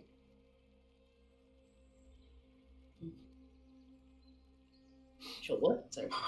Boop your. She just boops your nose. Oh, okay. As she says every week. Okay.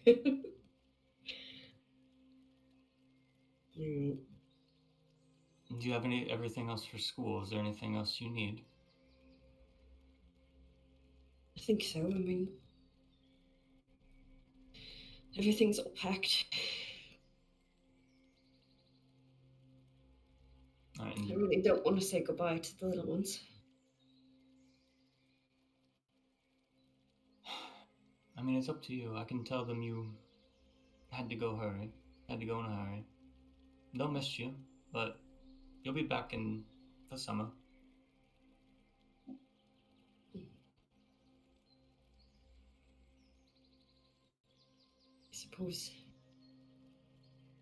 I can always come back at the drop of a dime. I can have someone bring me back. Just if anything Don't happens. take the campus shuttle.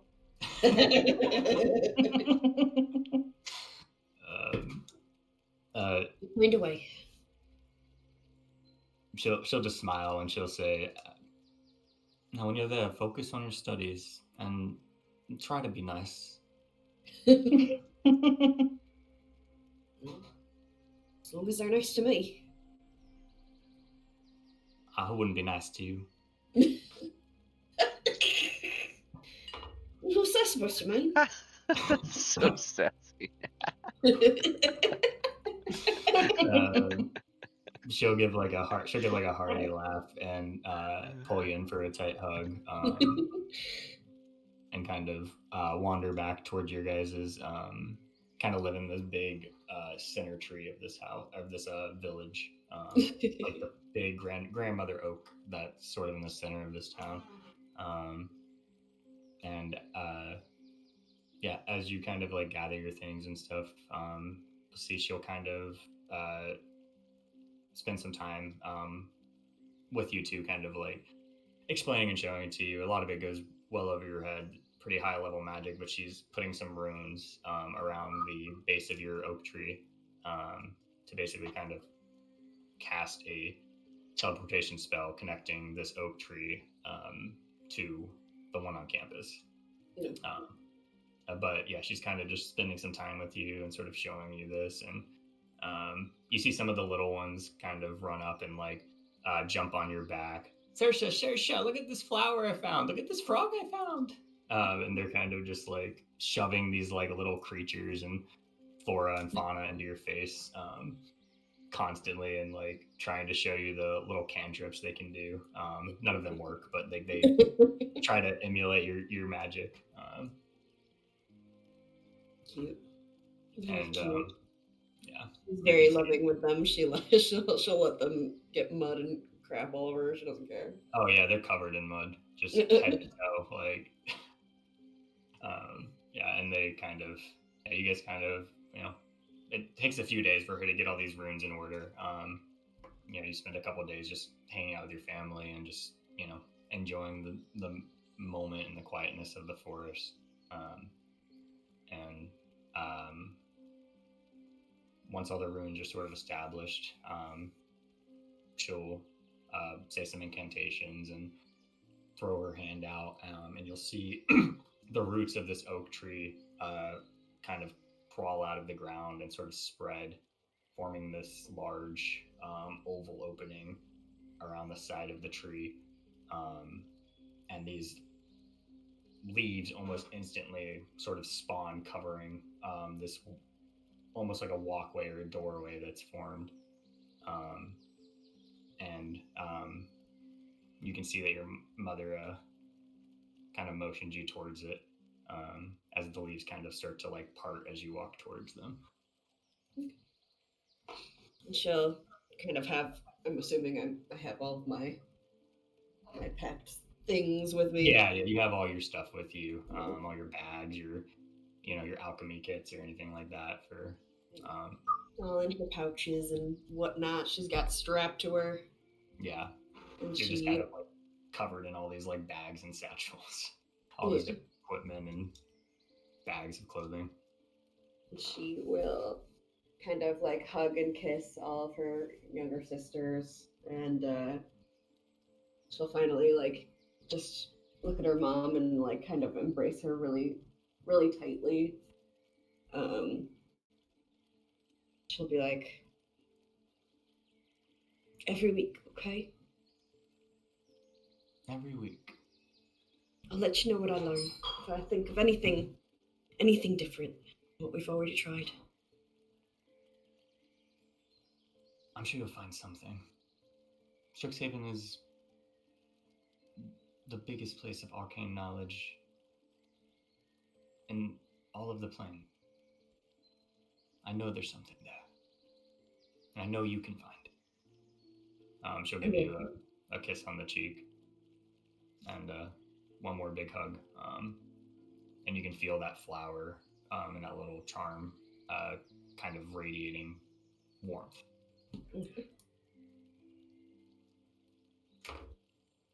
And she'll kind of like take a step back from her and like nod and kind of walk through the portal.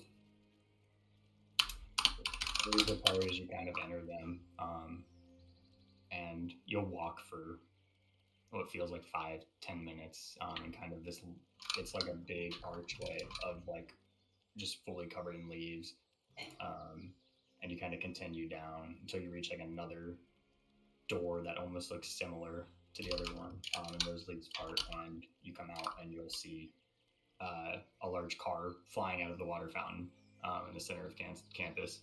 Oh my god. As you kind of step out into Strix Haven. And from there, we're going to cut to our last PC. How you doing, Lulu? Did you make it? I did. Yeah. I actually like woke up as it went on, so I felt like I was lucky. Good to do her last then. Hey, that's just where the dice were. I didn't necessarily want to do her last, but yeah. So, if anything, it would make more sense to be like, hurry before she sleeps. Yeah, do her first before she knocks out. So we're gonna cut to a bedroom where we see Noah, headphones on, journal in his hand, pen in his hand, and kind of just, you can see his head bobbing, jamming out as he's kind of writing down. Why don't you go ahead and tell me, Noah, what you are writing here, what you're listening to, what your bedroom looks like. I have just like, I'm pretty particular about like appearances with like my special place. And so in my room, it's very like cozy, and if anyone were to see it, it'd be like very picturesque, like cozy is what I'm feeling. Journaling wise, I'm just kind of like journaling about like the morning so far, and I'm writing about like the light in the room and how it makes me feel. So yeah, this is so you're kind of in a, this is one of your summer days. At this point, you haven't applied to Strix Haven. You haven't gotten in. You're kind of just here hanging out. You can, you just graduated. You kind of aren't sure necessarily what you're doing, what you want to do next. You've been kind of locked up in your room a lot over the summer, I'd say. Kind of focused on your journaling, your songwriting. Focused a lot on that. Kind of figuring out what you want to do.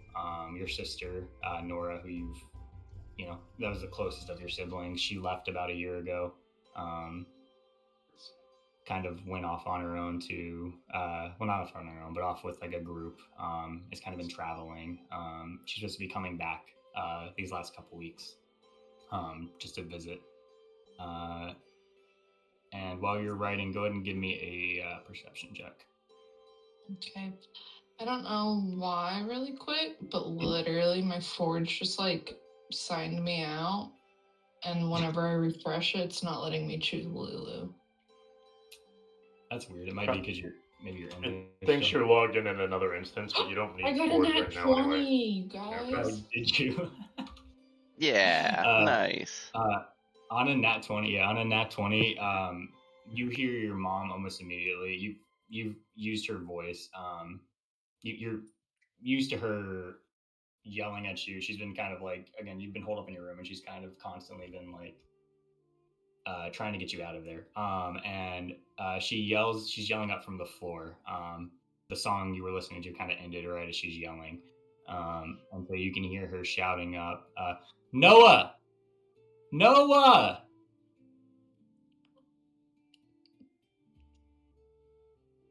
What is it? Hey, it's British again. Oh, we're British again. Your mom, she's like, you can hear her stomping up the stairs to your room. She kind of opens your door. Wait, before she comes in. Okay, yeah. I have to have a little monologue moment. I'm gonna look and be like, another day, another story. The scene is mundane, but the cast amusing. And I'm gonna like smirk and go to the door. He thinks his life is a movie. Okay, you guys. So your mother goes awesome. to open the door. Is your door locked, or would you have left it open? No, it's not locked. It has like a chain, like a little chain that he locks it with. So like it opens, but only like a quarter of the way. Yes, exactly. And he has to be like, your mom goes to like open the door and like catches the chain, and she goes, "No, I've told you 1,000 times not to lock this door, Noah." But you can see in here what I'm doing, can't you? Yes, but what if we need to get you? What if we have to get you out of here? This is not. It's not safe, and I don't know why you need to lock the door anyways. What do you? Can you unlock the door? Relax. The narrative is under control. He's gonna go up and like push it, like, and unlock it. She opens the door and like looks around and is just like immediately goes, "I thought I told you to clean your room up." Shit. It's functional. It's cozy. You don't understand aesthetic, mother. The aesthetic of what? The garbage laying everywhere? She sees like your crumpled notes and stuff tossed off to the side. Oh yeah. Like your waistband's overflowed, and like there's crumpled up sheets all over the ground, and like pins and everything everywhere. She's like, "Look, your sister's gonna be here any minute, and I don't want her to walk into like a chaotic mess when she's coming to see you. All right, she's been gone for a long time, and I just want her to feel like at home, you know." Say no more. I'm gonna just like throw it. No, I'm sorry. I won't throw it out the window. I'll stand out the window. Let's see. What can I do? Can I do anything to get rid of it? I'm gonna minor illusion it. to be Gone. played. Yeah. Give me a deception check. Okay.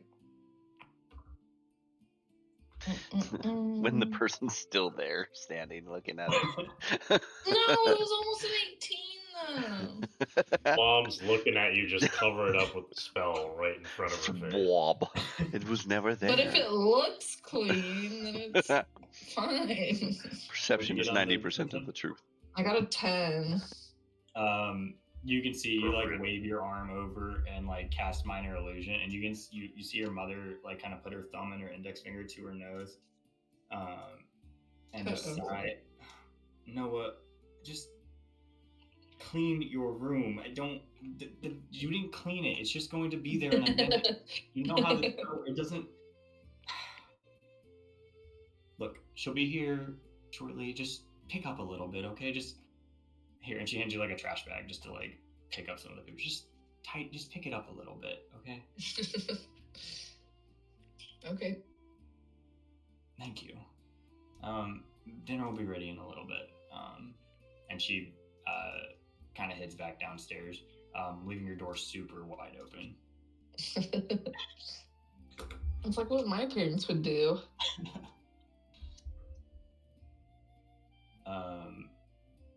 Give me another. Give me another. Do what?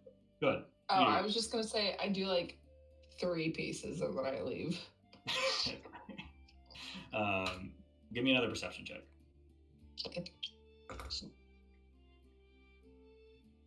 God, a 9. Even on a 9, you notice that your book, your journal you're writing in, you can see it, the flap kind of shaking a little bit. It's almost like the book's vibrating. I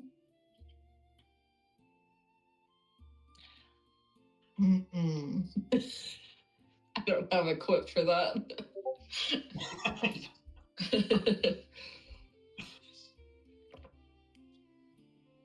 You never quite prepared for your book vibrating? No. Dude, still prepared.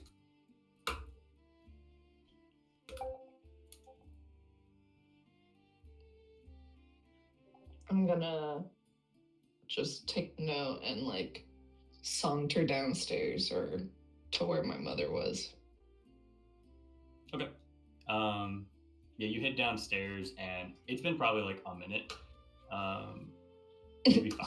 And so you get downstairs and your mother sees you and goes, "Did you clean your room?"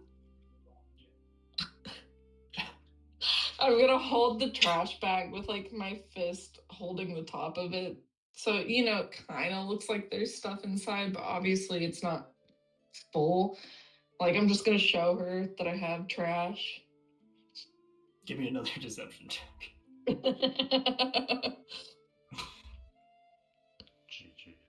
Versus Mama Eyes. I got a 24. Okay. Yeah. She. Okay. Yeah. You'll see. She'll.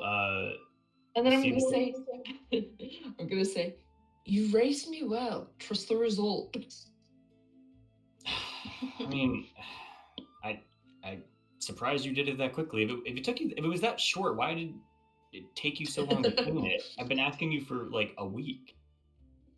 You can't interrupt a genius when he's in the middle of his masterpiece.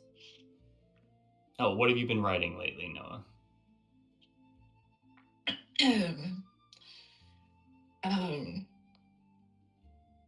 I mean, I can read you a little bit, but you wouldn't get it. But I'll read you from this morning.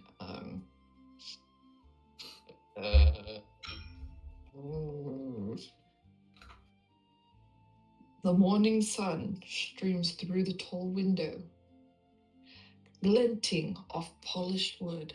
And he's gonna like snap while he reads. The subtle shimmer of enchanted trinkets. In the center, a young man, perfectly composed, every gesture deliberate.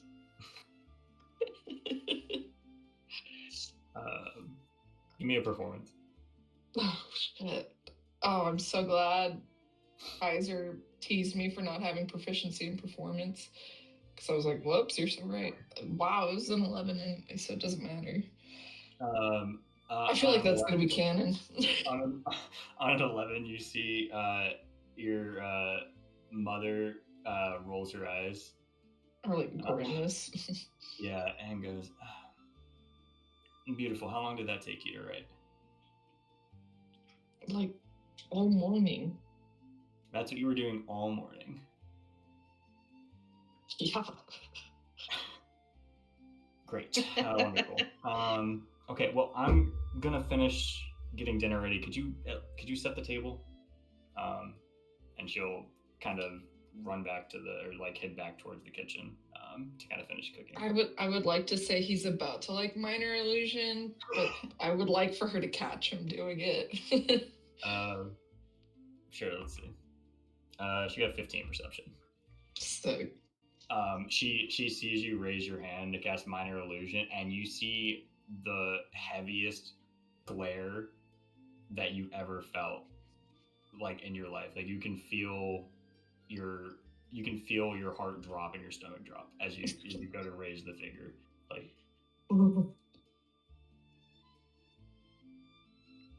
I'll grab the plates and start putting them on the table.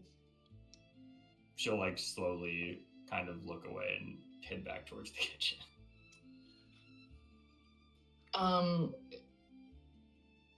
Can I just, for flavor, and maybe from now on I kind of want to try doing this, can I do Arms of Hadar to like be little arms that stretch out and like move for me as if I have a couple of hands? Just for something like this. Give me for fun stuff. Sure, as long as it's not damage. But give me an Arcana. Give me an Arcana check though. Okay. Oh my gosh! Another 24. Yeah. Okay. Oh Yeah. You kind of like take a pen out of your pocket and cast Hungers of Vidar, and you see these like inky tentacles kind of leaking out from your pen. And they kind of are like grabbing all these plates and silverware and everything, kind of like tossing them all like perfectly into place. As you kind of like set this table, the glasses all like land. Like you have even like they even get like the steak knife and the salad fork, soup spoon, everything in the right order. The cups are all upside down perfectly. And you hear a loud thud from upstairs as you're doing it. I'm gonna like flinch with my pen because I'm sensitive. And then I'm gonna look at my hands and be like, what do you think that was? You're looking at your hands? Yeah, my hands, and I'm like talking to them. You met your hands. They will. They'll kind of just shrug, I guess, as much as they can. And you'll see like some of them are still like holding like plates and cups, and they kind of just go and kind of go back to setting the plate.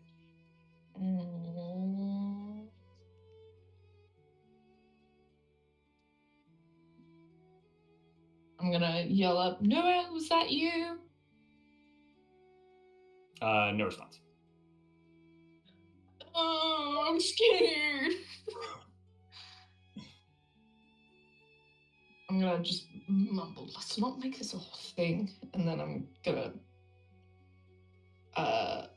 flutter my own hand at the Arms of Hadar to be like, stop putting that down. And I'm gonna walk towards the sound. Sure. You said it came from upstairs? Yeah, give me a perception check. I'm 11.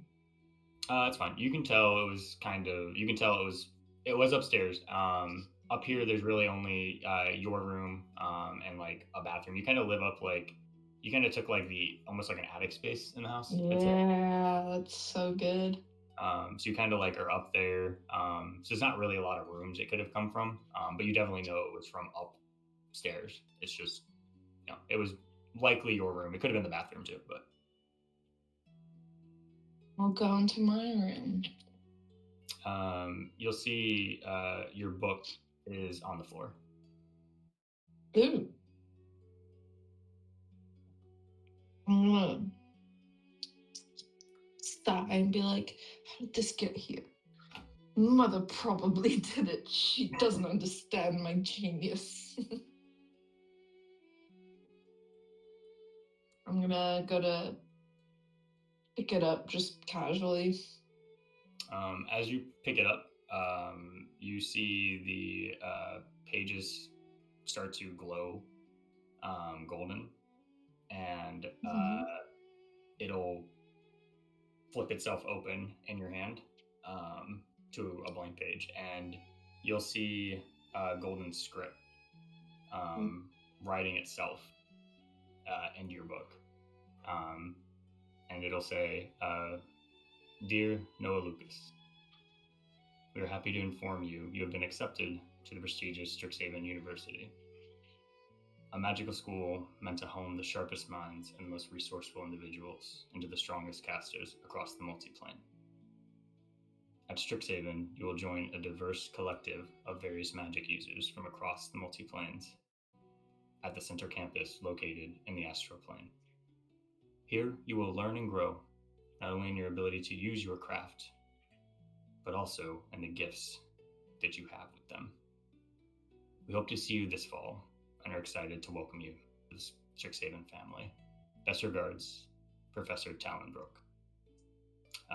And then under that, it'll say, please let us know if you plan on attending no later than the 31st. Your signature is requested below upon acceptance. And what day is it right now? The 30th.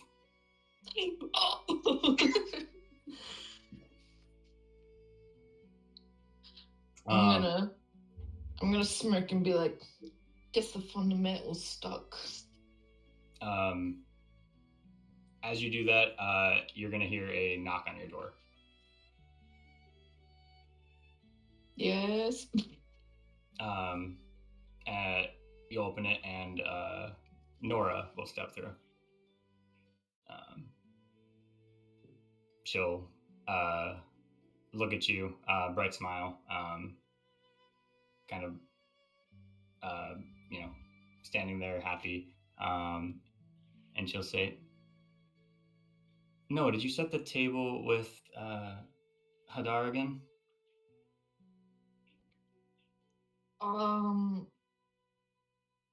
Yes.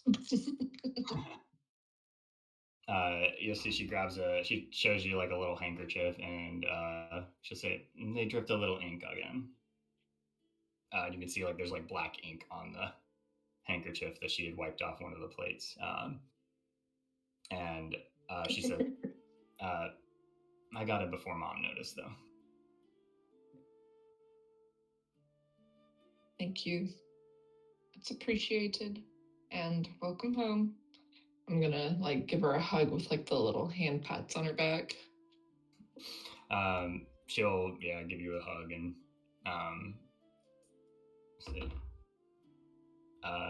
she notices the book glowing as you go in here, and she as you go in for the hug, and goes, "What you got there? You writing something new?" Actually, I have some good news, but it's to be expected. I'm gonna like hold it up with, I'm gonna like hold it facing her, but with my two hands pinching the top halves of the book, like he. She'll read it, and as she kind of reads it, you can see her smile excitedly, and she'll say, "No, you got in." It's to be expected. God, I'm already getting so annoyed with him. Well, of course it is. I mean, I just didn't even know you had applied. Give me an insight check. Okay.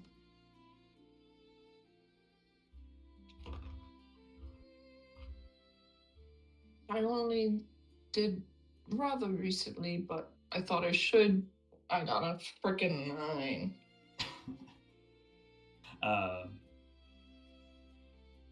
She okay, yeah, on a 9.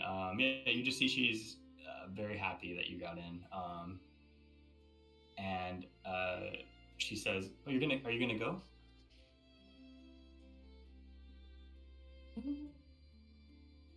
I suppose I did apply after all. I mean, yeah, you did apply. Give me a deception, actually. At disadvantage. Okay, I'm like hiding my excitement. One was a 23, and the other was. Dang, another 9. She didn't roll great, but she got a 10. So she'll say, so when did you apply exactly?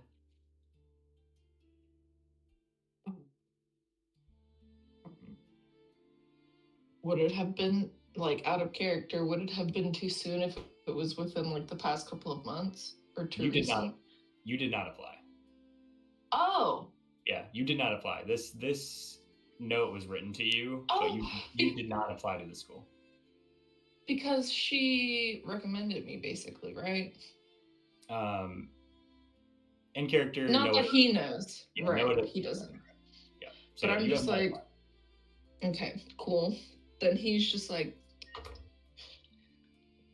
I like casually dropped off my application. I think it like fell in the envelope or something a couple months ago. Oh yeah, no, I remember. That's how I applied too. Yeah. So You know how my arms of I did it. Hagar. Yeah. They just kind of do their own thing a lot. Exactly. Well, I do hope you go. I mean, I don't know what you've been wanting to do. I know I've been gone for a little bit, but I really think you have a lot of potential at Strix Haven. There's a lot of good people there. I agree. I think I could learn a lot, but with minimal effort. And I think it would do the family good to have at least one of us to have gone. She'll elbow you kind of playfully and say, "Look, better you than me."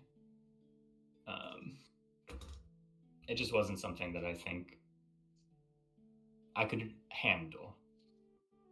I understand. You protect, I perform. Together, we're impeccable.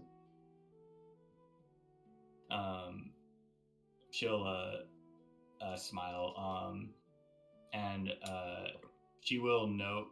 She'll say, "By the way, I wouldn't sign that until you're ready to go." I only have a day, though. Yeah. I just mean until you're ready to go. I'll nod, but like kind of confused because telling a writer not to sign his own name, he's like shaking with his pen in his hand, ready to go. Come on, Mom's almost got dinner ready. I can smell it. All right. Yeah, you guys will head down. You have a nice dinner. Do you tell your parents about this at all? I mean, probably. Okay. Yeah, you see your dad will kind of, he's kind of like reading, like a journal, a news article at the dinner table. And you're barely like, he's kind of like not super paying attention to the actual table. He's kind of like eating. And your mom will say,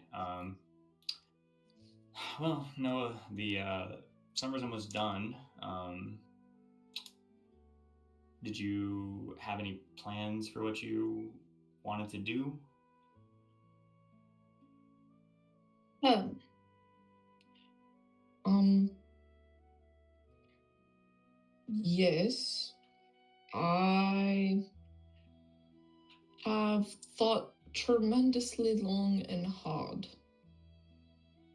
and put much thought and effort into this. And I think I'm going to school. Your mother kind of raises an eyebrow and says, "School? Where are you going?" Strix Haven. You know, the one Nora got a letter for. As you say, Strixhaven, your father, he's taking he goes and he's taking a bite, and you can see him cough up the food. And goes, Strixhaven, and your mother equally has this look of shock on her face. You have any? Have you applied? You can't even get. You can't start. Start in the next day or two. Can't. You mean for next year? No, for this year, I will be leaving very soon. Here's my letter if you don't believe me. Your father raises his glasses up to his nose, or he picks them up off the table and kind of puts it. No, he's reading the book. Yeah, he just kind of pushes them up and looks forward and leans into it and reads it. Your mom kind of over his shoulder, both kind of reading it, and they kind of exchange a look, and they both go kind of you're kind of smile a little bit at each other, and your dad says, "Oh, well, great! I didn't even know you had applied, but that's fantastic. Yeah, no, that's great. Yeah, we'll get." I'm confused. I was impressive before supper. Why is this all of a sudden a surprise? I mean, it's just you got into Strixhaven. That's incredible. I didn't think anyone, once Nora didn't go, I didn't think anyone would get to go to Strixhaven from our family. Mm-hmm. Well, so no, it's just great. Yeah, I'm happy. That's fantastic. Yeah, when do you have to leave? Tomorrow, it says. I have to agree before tomorrow. I mean, I don't see why I don't just sign it now, though. Yeah, no, great. Yeah, you should definitely. Yeah, I don't. Why would you? Yeah, why wouldn't you want to go?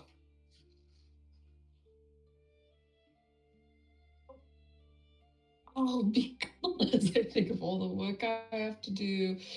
And I mean, it's a little tiring, but I guess if I must, I'm gonna pull out my pen with my book in hand, and I'm just gonna be like, all right, no hesitation. I will go to Strixhaven, not merely to study, but to command attention. I'm gonna go ahead and sign it all flashy. Like Kagami from Death Note when he writes the names all viciously. I love it. I will imagine it's very flourished. As you write it, the words on the page will begin to spin and swirl, and this ink magic will pour out of the page, and you'll see kind of this large black hole starting to form, and it's going to pull you in.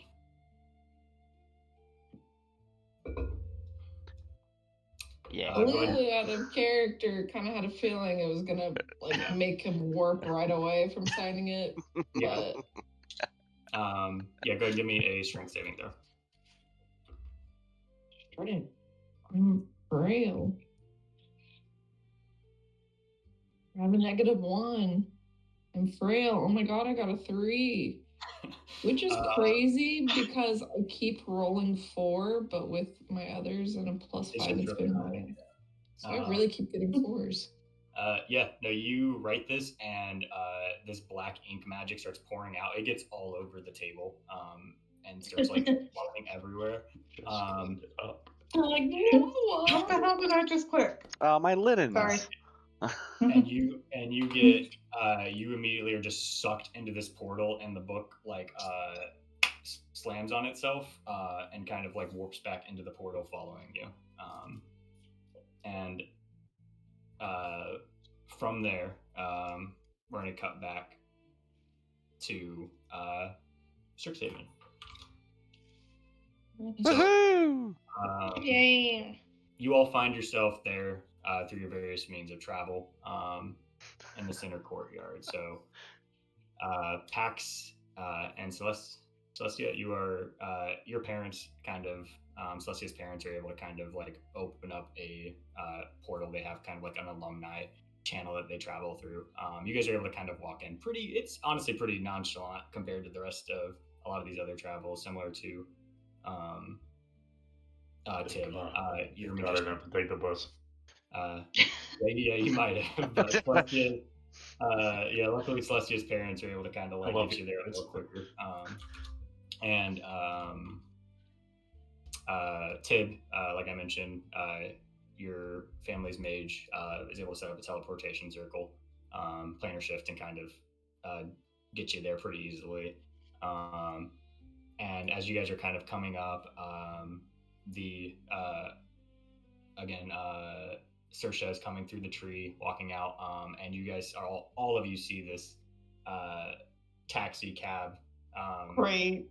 shooting up through the out in the middle. Good first impression we're getting. Kind of slammed down on top of you. Noah, with your ink magic, basically the book kind of has appeared there first, and it's opening up and jaunting you out. You're sort of covered in ink as it sort of shoots you out onto the floor in the middle of this courtyard. And again, this taxi cab kind of comes and lands next to the fountain. Everyone give me just dexterity saving throws. Okay. Hey. Except you, Hissop, you don't need to. Woohoo! 13.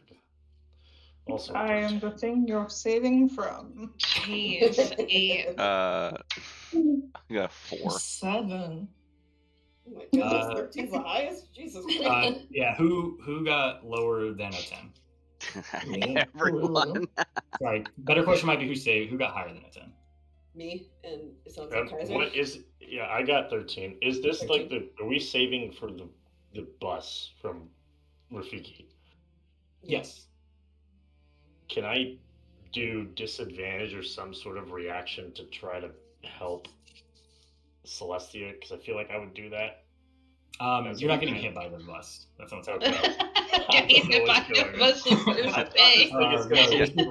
No. So as this thing shoots out, Saoirse and Pax, you're able to kind of move out of the way. The rest of you get splashed by all of this water, completely dunking you guys, and you guys are all soaking wet. For Noah, it's not too bad. It actually washes off most of the ink. But the rest of you are now all completely soaked, except for Pax and Saoirse.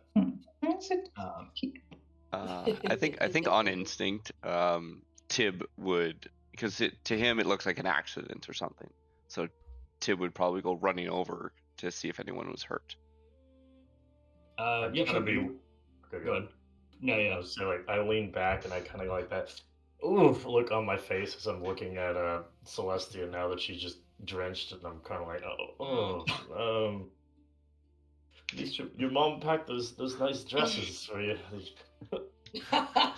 This is gonna be so much fun. What's up, you guys? Anyone here know prestidigitation? Give me a I know persuasion. minor illusion. I knew I should have taken that. I was like, what if something gets dirty? You said persuasion, sorry. Yeah. Another 8.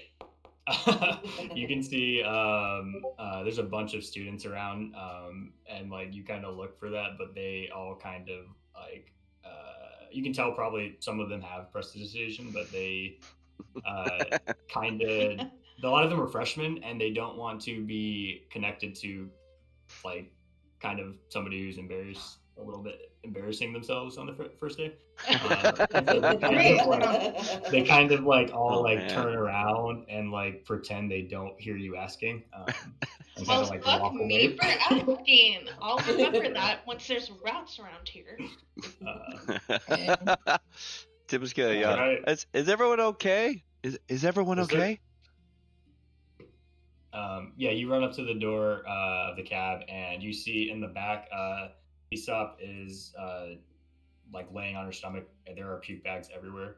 Oh no. And Ponsky in the front just leans out. He just like rolls down the window and says, "Oh yeah, we're still orientation doesn't happen just right." I don't know. Perfect. And he like hits a switch on his car. The back door opens. The seat rocks up and slides Aesop up out. And he flips another switch, and the trunk opens and ejects her luggage. And Wonderful, sir. he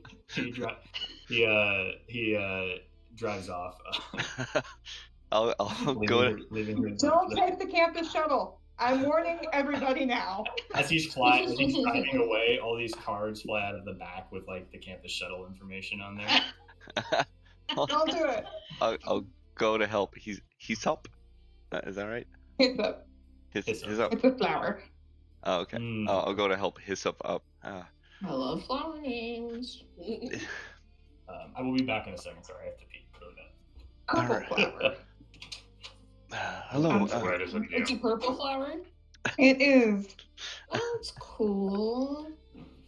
And actually, her last name is also a plant. I love that. Oh, that's cool. So cute. I did that Right. with How do you say the Echo's last last name and Petunia. I think it's Dracana, but I haven't Yeah. actually heard it pronounced. I have no I've just idea seen what- it. I think it's Okay. like a snake plant. Like the official name for a snake plant. Okay. Neat. First Hyssop. name, last name. Dracena or Dracana? Dracena. It could be. Yeah. Yeah, I'm not entirely sure actually. This is Dracena for the American pronunciation. There we go. Dracana. I guess it's up to how you like it. Or how Yeah. How do you like it? Like Dracena. It's easier. Yeah. Okay. Yeah. I just by instinct. Tib will. I think you lost a hit point, right? Yes, I did. Yeah. Sure So did. I'll give you Yay. I'll give you that healing hit point back. Oh, Because thank when you. when he helps you up, you'll feel a bit of radiance from him, and it's his lay on hands, and you'll recover that hit point. I'm gonna Thank also you. go to the bathroom.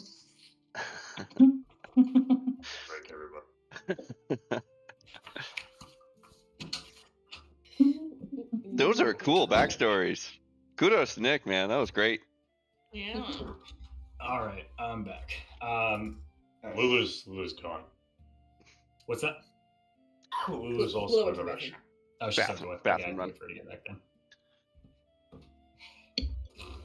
All right.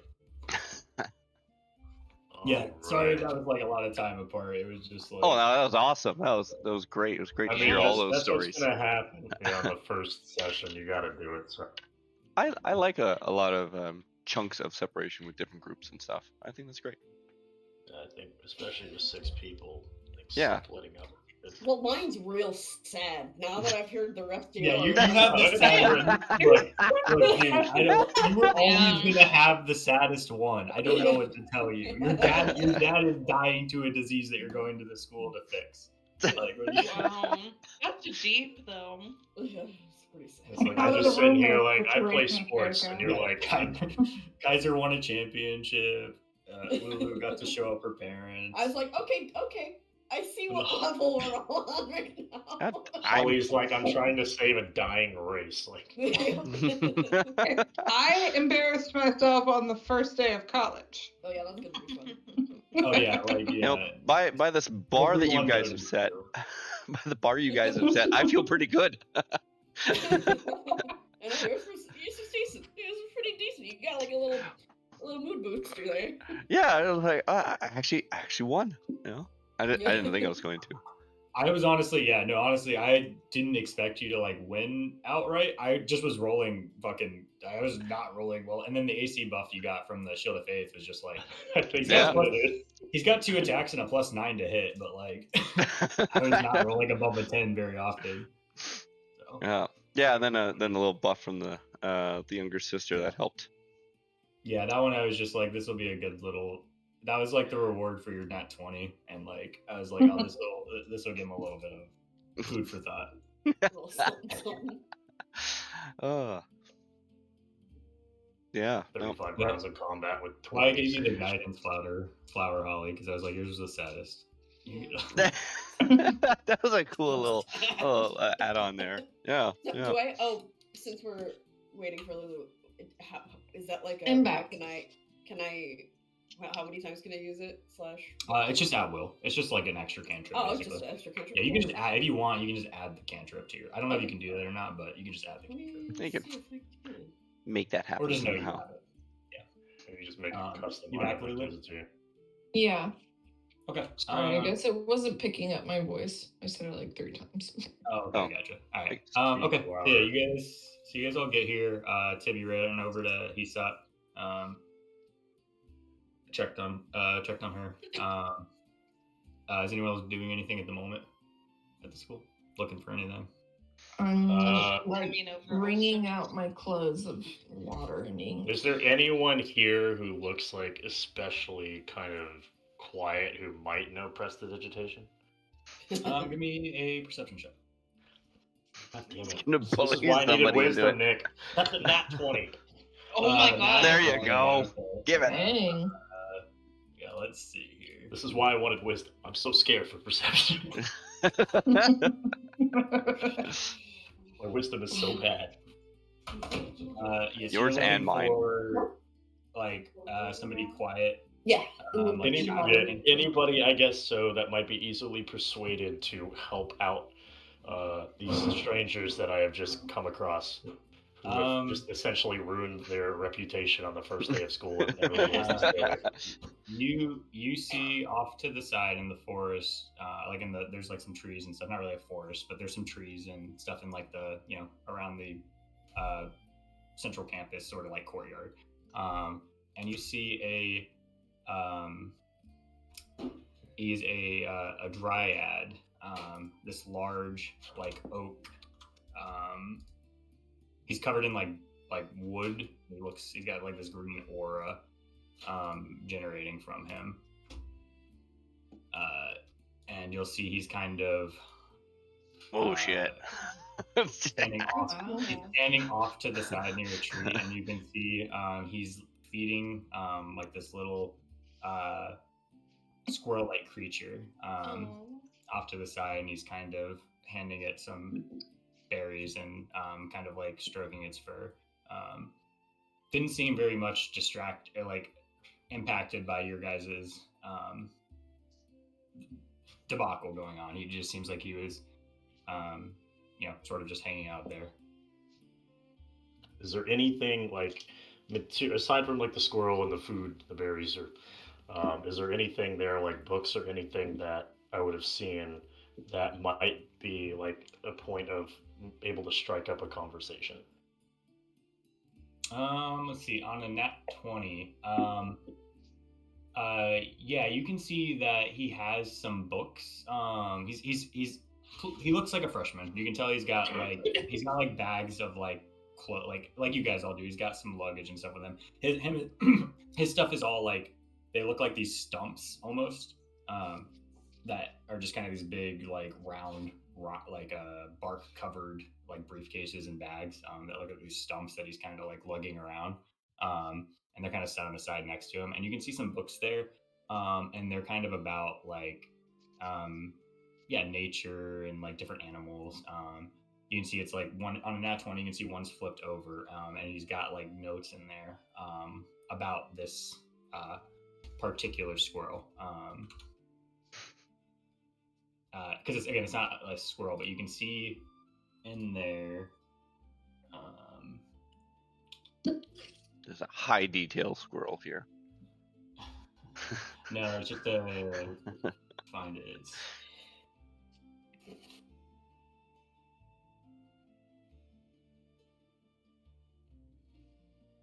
You can see he's got the name written there. It's called a scurrid.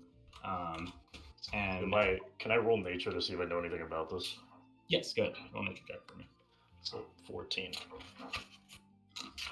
Yeah, on a 14, you guys have seen scurrids when you would go on some hikes with your mom. They are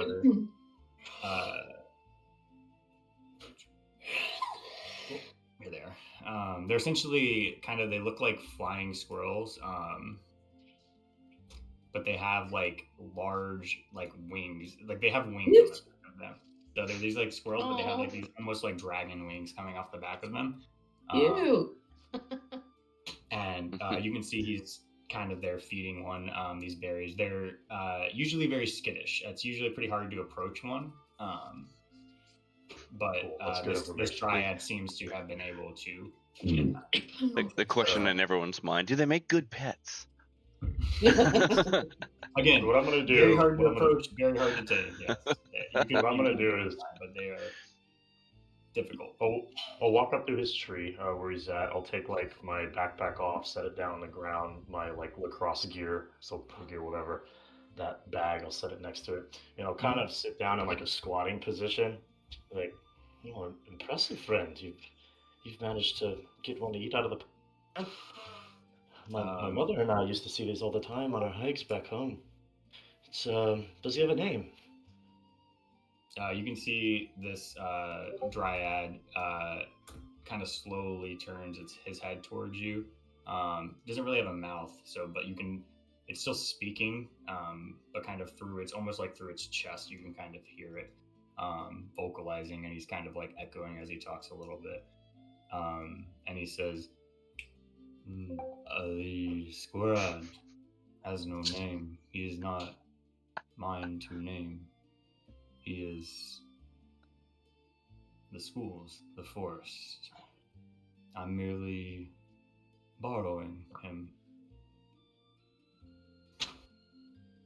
Of course, that's lovely to hear. I'm very glad you feel that way, because there's just so many people who might try to take advantage of these animals, claim them as their own. It actually brings a tear to my eye, because it reminds me of my mother and how she thinks about the nature and what she taught me. It's very respectful of you, and I'm gonna kind of like, if I can, like kind of pat him on the shoulder. What's your name, friend? I go by Melathorn. Well, Mr. Melathorn, if you will, do you mind helping us out here? You look like such a kind gentleman, and I don't want to interrupt your time here. It looks like you're also a new student. We are as well.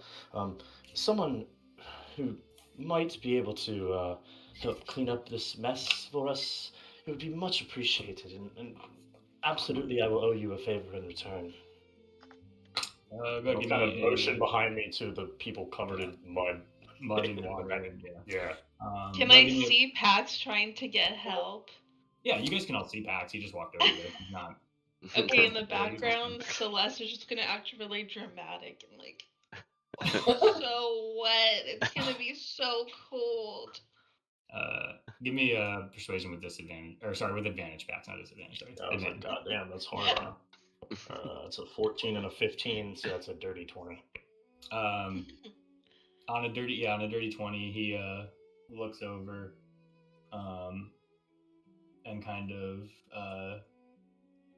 looks back at the skirt in his hand, and kind of like lets it go back towards the tree, leaving a few berries for it. I'm gonna wave goodbye to the skirt. The skirt kind of just ignores you entirely and is focused solely on the berries. To be expected. He grabs 5 or 6 of them in his mouth, and then you see him like with the wings and just shoot off into one of the trees. His cheeks super puffed up. And Melithorn stands up very slowly with all of his motions. You can see this guy is probably like 6'8". Holy. Like he's huge, massive over Pax. You on the softball team? You don't know. He does not have any softball equipment with him at the moment, but you see him stand up and say, "What was your name, friend?" How rude of me. I'm sorry I didn't introduce myself. That name's Pax. Pax Lockhart. I'm sure we'll see you around campus quite a bit. Pax. I'll give like an offer for like a handshake, I guess, if that's a thing. I don't know how we greet people in this realm, but he looks Spit a in their little. eye. He looks at your hand, a little confused, but does mirror the motion. And will, as you kind of grasp his hand, he'll kind of hold it, but he won't let go. He'll just kind of hold it. No.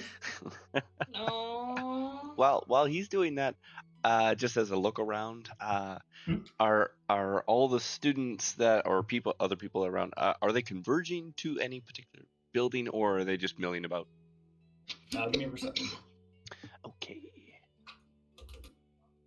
Just print my character around so you can see it. +4. 16. On a 16, you can see a lot of these students are grouping up under. There's these little flying constructs that are sort of floating around the school, and they've got kind of these little crystals above their head, and they are sort of projecting like these list of students' names, about 3 to 6 student names on any given one, and you can see like students gathering up under these little drones. Okay. So yeah, as Meltone kind of takes your hand, he says, "I can help dry your friends."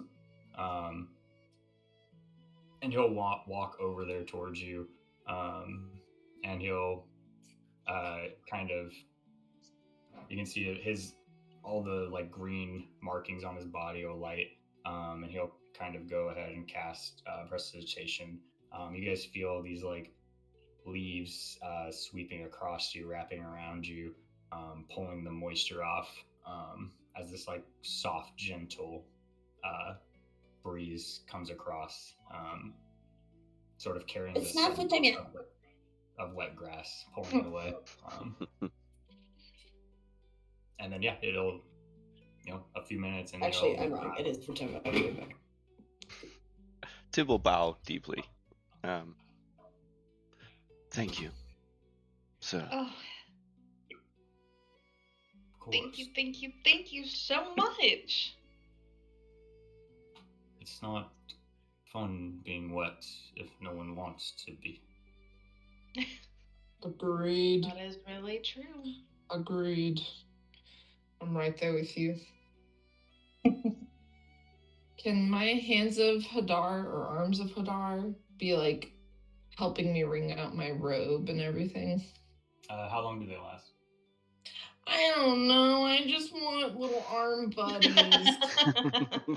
Is yours just like your bathrobe because you weren't expecting to be here and you've been chilling in your room? Like not like a wizard robe, it's just a bathrobe. I would love that. No, not in like bathrobe, but he probably has like leisure bedroom clothes that are like really cozy but not very functional for walking around in.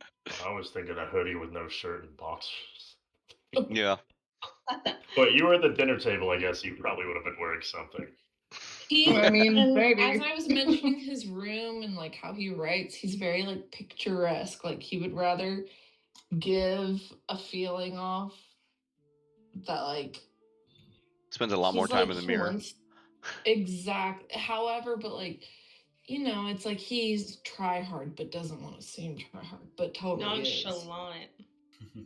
Right. He's nonchalant, but he's a try hard. Spends 20 minutes on Also- one curl on his hair just to get it sitting right. The bangs, of Right. course. I don't see how long it lasts for. Yeah, it's a weird spell. I'll say it's as long as you're doing it for tell you what, as long as you're doing flavor stuff and it's not mechanically beneficial, like you can't use this to sneak things or steal things or anything like that. For sure. But using it for this, I'll just say they're kind of like from your pen you have like sort of like these little I would templates love that. that can kind of Literally just for like mundane. little benefits of like writing for me, opening doors for me. It's sort of a like a pseudo unseen servant, but like just the mind, but like it's not unseen. So yeah, it's And they're like dripping black ink. Ooh, yeah. ooh. But I will say this: as they're helping wring out your coat, you are getting drops of ink left on your coat instead of the water. That's fine. It's getting I like dirty as see it no cleans problem it. with it because I'm not doing the work. Melothrone kind of brushes this all off of you guys,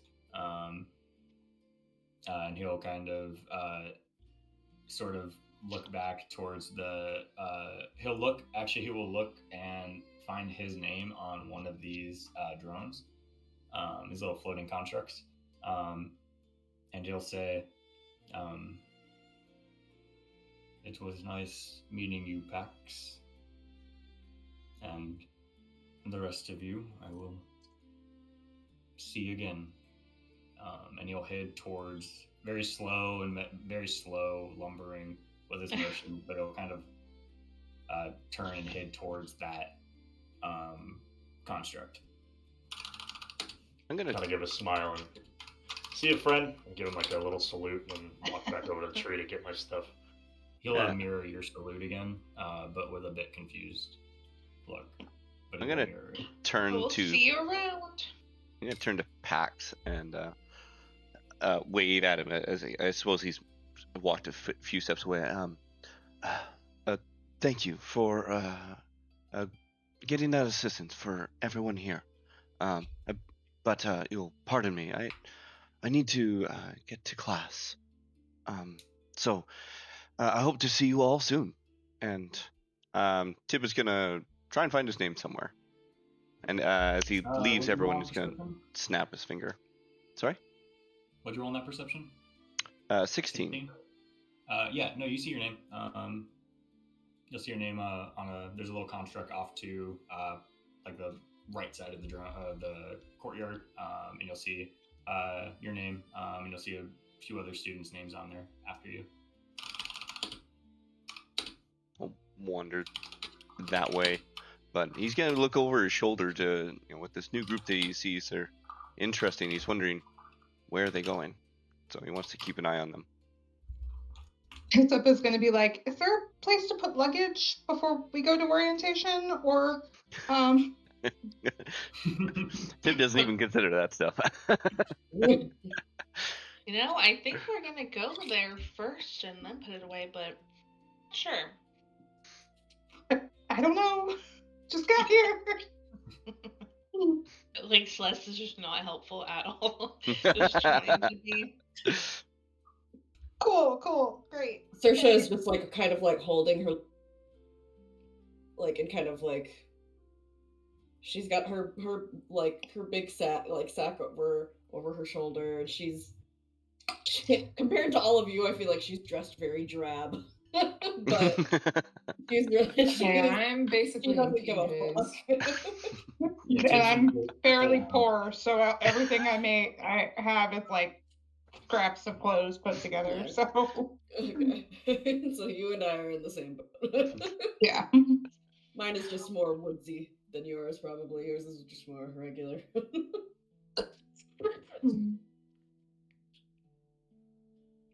Saoirse is gonna look for her name as well, Mhm. because she'll read on her letter, assuming it says like when you there, blah blah blah.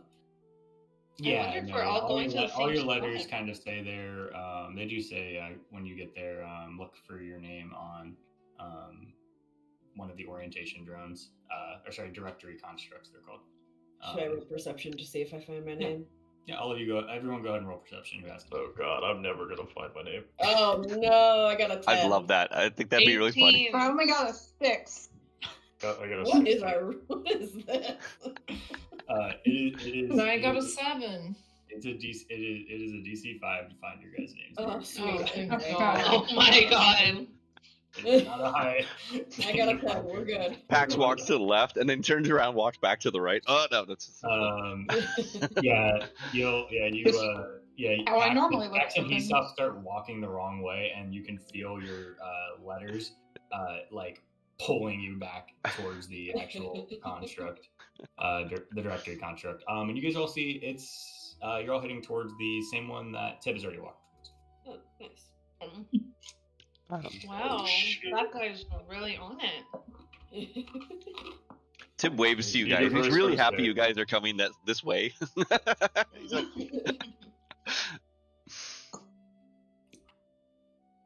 So yeah, you all kind of approach this construct drone, and you guys will see behind this drone there are a few other students there.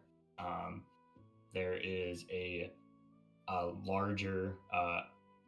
It's an owl and race, but they look more like they're more like an eagle. Is how they're kind of portrayed. You see a furbolg next to him, Oh, as well as a halfling, much shorter than both of them. A human, and it's another human, but he is wearing he almost has a mask. He has like a mask on his face, and is wearing like these bright goggles. And I'll go ahead here. Let's.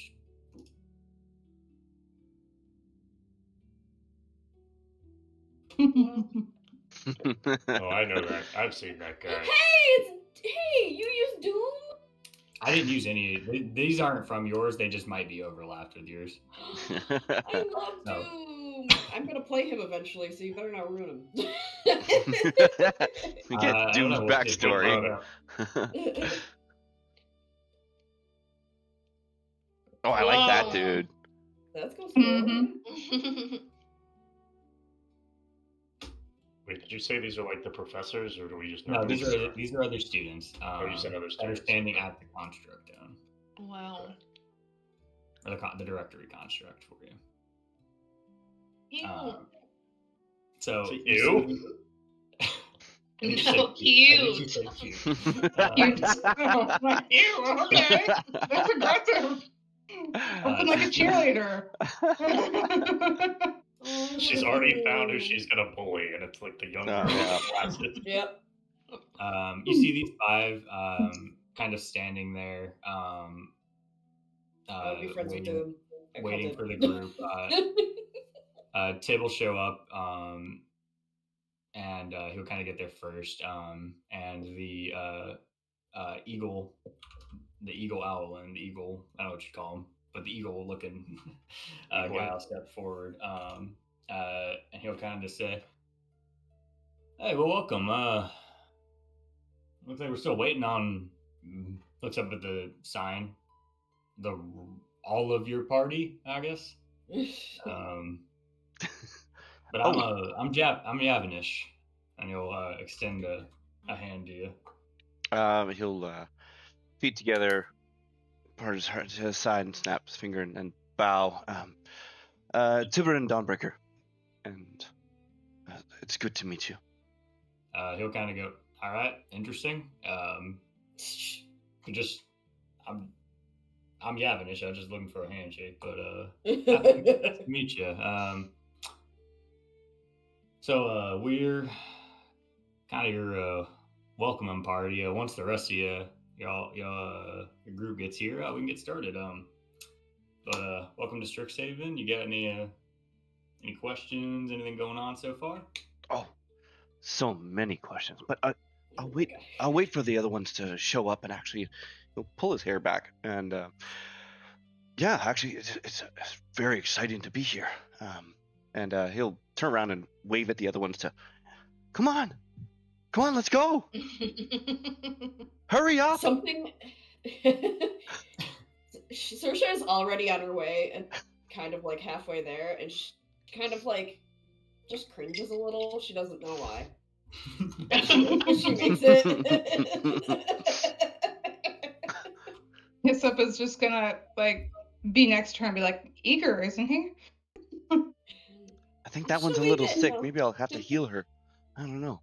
I'm gonna put my hand to my face and be like, I wouldn't want my brilliance to overwhelm the room. Oh my god. Oh my god. Yeah, you all kind of get there. I think you're safe. Yeah. I see the sun blesses you too. Y'all get up here and you'll see the eagle Yavanish will kind of go like, all right, that looks like 1, 2, 6 of you, and 6 of you, great. He'll kind of push the he'll kind of like put his hand on the shoulder of the Furbolg and kind of like guide him forward and say, all right, Drazzy here is gonna go ahead and do our intro that we gotta do. And you'll see Drazzy kind of like shakes his head to like move hair out of his eyes, and then it falls immediately back in front of his face. And he looks down at the paper and kind of reads it in like this like very like kind of like soft voice. And he goes, welcome potential alumni to Strix Haven University. My name is Drazomir, and my fellow peers, and he awkwardly gestures to the 4 of the others behind him. And I are excited to welcome you here on your first day. Me and my friends are here to give you some information about the school and orientation. And Yavanish is like kind of in the background, like nodding his head, like hand on the shoulder, very like a lot more like outward energy. And Drazzy will kind of continue. Strixhaven offers a new adventure to those who are ambitious enough to take on the challenges of learning new magic and growing themselves into spectacular spellcasters. And as he's reading and kind of going through the script, you'll see Yavanish will look towards Pax, noticing your stick, soapball stick that you've got on your back, and he'll kind of go, "Oh, do you play?" Oh, do I play? Absolutely. That's actually how I ended up here. I'm on a scholarship. Oh, you? And he looks back up at the list and goes, "Oh, Pax Lockhart." Give like a finger gun. Of course. Do you play yourself? You'll see he'll kind of like reach in his back, and like you'll see like this stick kind of appear like from like an ethereal plane, like it'll appear. It wasn't there before, and you see him kind of like spawn it. But you see it's like this much larger stick, like it's a goalie stick as you would recognize it. And you'll see he'll kind of like slam it on the ground and say, "Best defender at the school." Well. If you ever want a little one-on-one scrimmage, maybe a little bit of practice, I'm always game. You'll see he'll smirk, and he'll reach in his bag and toss a silk ball towards you. And he'll fly over to, or you see he'll say, "All right, let's see if your money where your mouth is." And he'll fly over to 2 trees. The rest of you will see the halfling and the human both roll their eyes, very annoyed with him, as he flies over basically between these 2 trees and forms a goal. Oh Essentially, my god. and he kind of like slams his stick on the ground, and you can see him kind of like take a ready stance and say, "All right, Pax, let's see if Tough Tooth is right about you." Saoirse turns to Hyssop and goes, "I didn't know that we were going to be getting the show. He's Not really overrated. what I expected to be here for, to be fair." Fax is Can- gonna She kind is of very put uninterested in sports. Oh yeah. Is- So is- is Let's because just randomly he's from a have- small town, so everybody likes sports in a small town. is this We should just randomly have pom poms and be cheering already. Let's go, Pax! Sure, give me a performance. Saoirse is just Saoirse just cringes again. She's just not. Tim is looking between everyone. 17. Tim's looking between everyone. Is this normal learning? Is this required? Should I be taking notes? I just mumble to myself. This is what happens when the void feels inspired, and my arms of Hadar are just like furiously writing in the journal. Oh my god. Yeah, And you guys see. Saoirse like turns to Tib and goes, "I don't think you're going to be needing this for class." Oh, all right. Well, darn. The human wizard there, she kind of like leans over and says, just let him burn himself out. He'll be done in a few minutes. I'm very sorry about him. And Mina, As long as we're not late for orientation, I guess I don't really care. Oh no, that's plenty of time. That's in the evening. Right. So Pax, go ahead and on your 17 performance, you do see that a small crowd starts to form around you guys still watching. Yay! And she's just jumping up and down. I start cheering with her as best I can. I just start joining in. Just like Let's jump. Musical here. So she just kind of finds like a little bench and just like sits down and like to wait. This was just going to be like, well, as long as the attention isn't on me anymore. I think everybody will forget about that soon enough. So I'll set my bag down and kind of like put my hand like on the back of my neck and my head, like kind of rub my hair, like almost kind of be like embarrassingly blushing about it because I'm like, all right, well, this is not what I expected at this moment in time. You can see Yavanish is like he like kind of like does the head crack thing, and he's kind of like he like hits the stick on the ground. He's like, come on, show me what you got. I'll turn back and look at everybody else. I'm like, Cheering. sorry about this, guys. I didn't realize it. I hope we're not holding you all up. And then Oh no, go right ahead with your... What's his name again? Pax, right? Yeah, go Pax, right? Okay. And I'm just cheering along. Yep, so go ahead and give me... His full name is Go Pax. Strength check. Same thing as you were shooting at a goal. Sorry, say that again. Strength check. Same thing as you were shooting at a goal. Fuck. Alright, okay, so I'll kind of just pull the stick up, pick up the ball. Again, kind of at least get a little bit serious. He's definitely nervous. And it's like, okay, well, this is like, I'm now kind of at the bottom of the totem pole again. And, there's probably a lot of people better than me, and I'm kind of a little bit scared to be doing this immediately. I'll roll that. He needs That's an confidence. 18. I mean, it's definitely just nerves. That's good. He got a 21, however. So Jesus you take gracious. a very good shot. You rip this thing top right. It's almost like you're replaying the shot you just scored in the state championship. Like unsavable against pretty much every team you've ever played.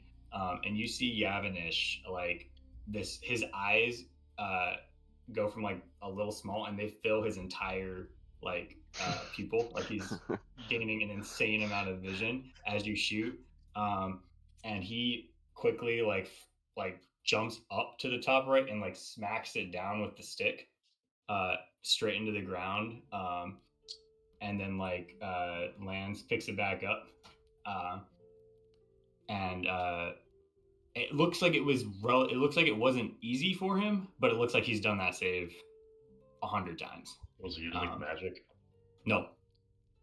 Damn.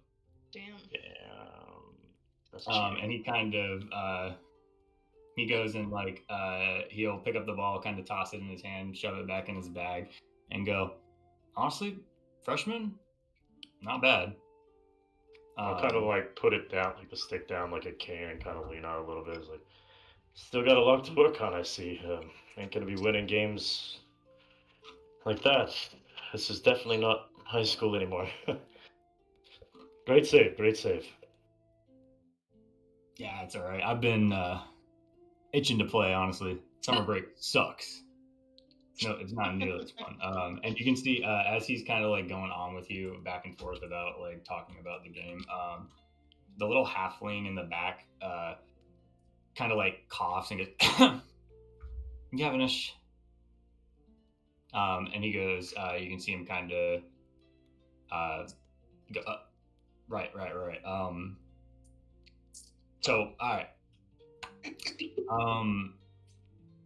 So again, welcome to Strix Haven. These are all my friends. I am Yavanish. Y'all met Drazi. This is Nora. He points towards the human. The halfling he gestures down to it's kind of like tucked behind his leg. Kind of puts his hand on her shoulder. This here's Mina. And that that's a tall drink of water is where's my talk? And he points towards the just call him Urzi. Urzi. Can I get these names in a Who's list? the other guy? What is he, a human? There's a human woman. Her name's Nora. Okay. There is a halfling woman, Mina. Oh, sorry, Urzumaki. Yeah, Urzumatok. Yes, he is human. Okay. Yep. And as you say, as Yavanish says, call him Urzi. Everyone, give me like an insight check. Okey-dokey. Okay. Sorry, which one was that cool green potion dude? That's Urzumatok. Urzumatok. Is what Yavanish said. I got an 18 on that. God damn, that's only a 9. Tuck. Potion dude. Okay, sorry, one sec. Trying to make some notes. Insight? Can you give me a list? Yeah. I can shoot you guys. That'd be awesome. Because the I got- spelling, I'm a little lost. It could be after the fact. That's What fine. was that the dryad's name? Mellithorn. I got a 21 insight. Cool. So yeah, anyone who beat a DC 10, you guys can That's all me. see Urzumatok, as he says to call him Urzi, kind of breathes out, and you can see like this like gas leaving his mask, and like he kind of shakes his head. Does not want to be called Urzi. Okay. Celeste doesn't see that at all. She's, No, oh my gosh, anyone below the Urzi. does not pick up on that. I love that mask, Urzi. I'll just nod knowingly. Saoirse says nothing, but she's like, here we go.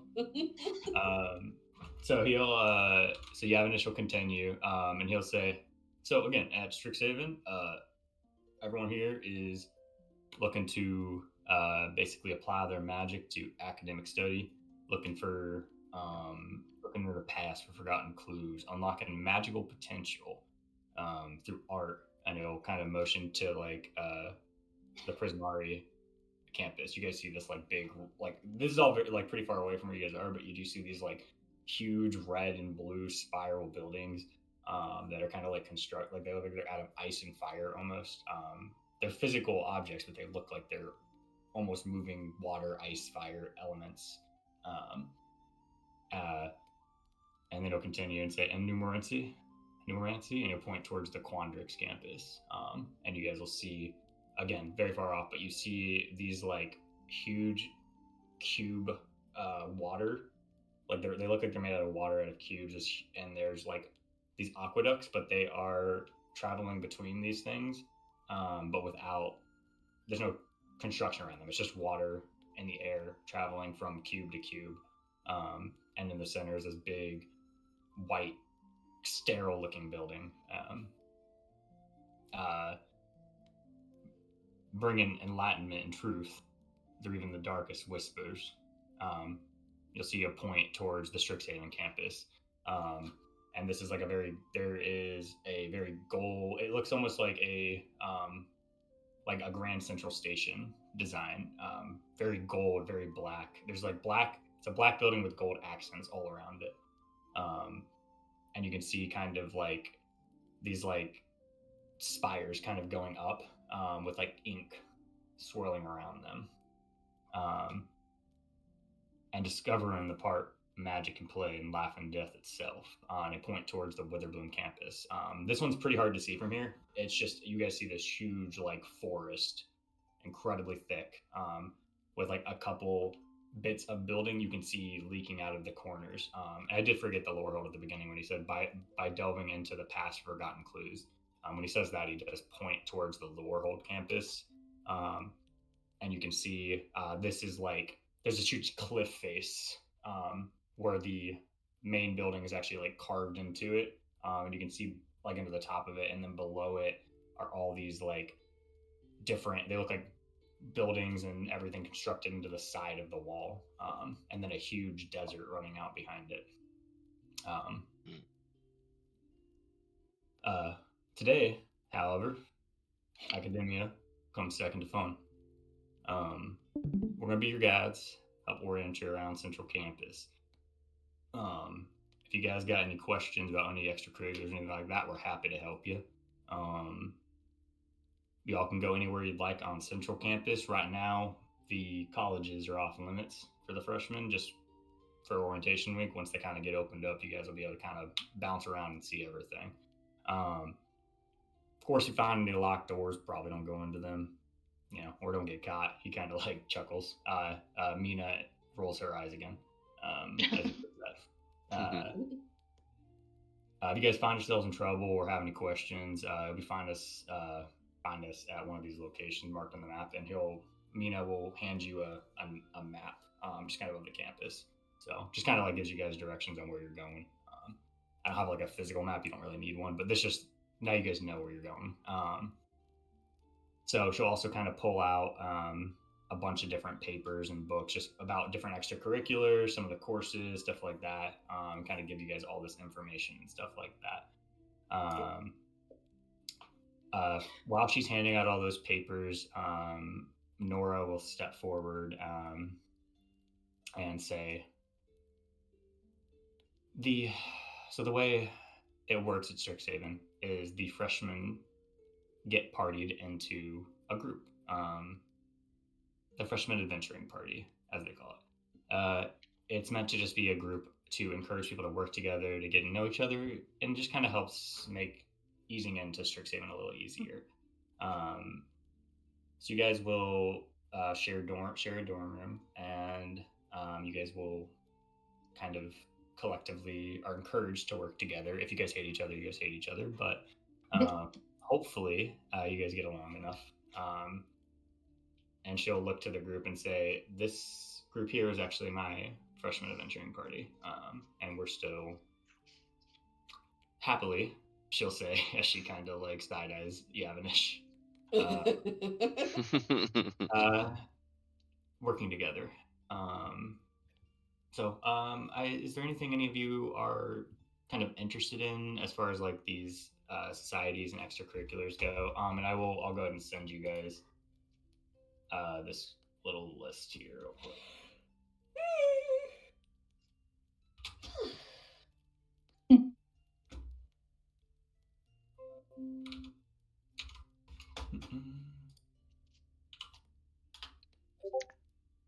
Yeah. So these are just some of the extracurriculars that are at school. If there's something that's not on there that you think you would be interested in, let me know. And Wait, is live action role playing guild a D&D? Uh, Can I play D&D in D&D? they're LARPing, so they're running around like acting out various battles. They're like kind of like historical reenactment, right? But like, What is Saoirse water kind of dancing? like looks over this and is like, I suppose horticulture club wouldn't be too bad. you see as you say that, Iron lifters. Urza Mokhtau kind of looks and says, "It is fun." Kind of hear this like through the mask. Otherwise, Oh. nothing on that would ever make her want to join.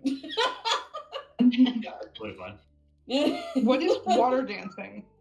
Like synchronized swimming?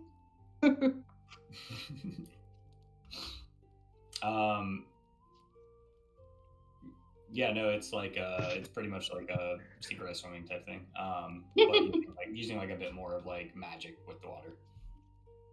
Strix Haven star like singing.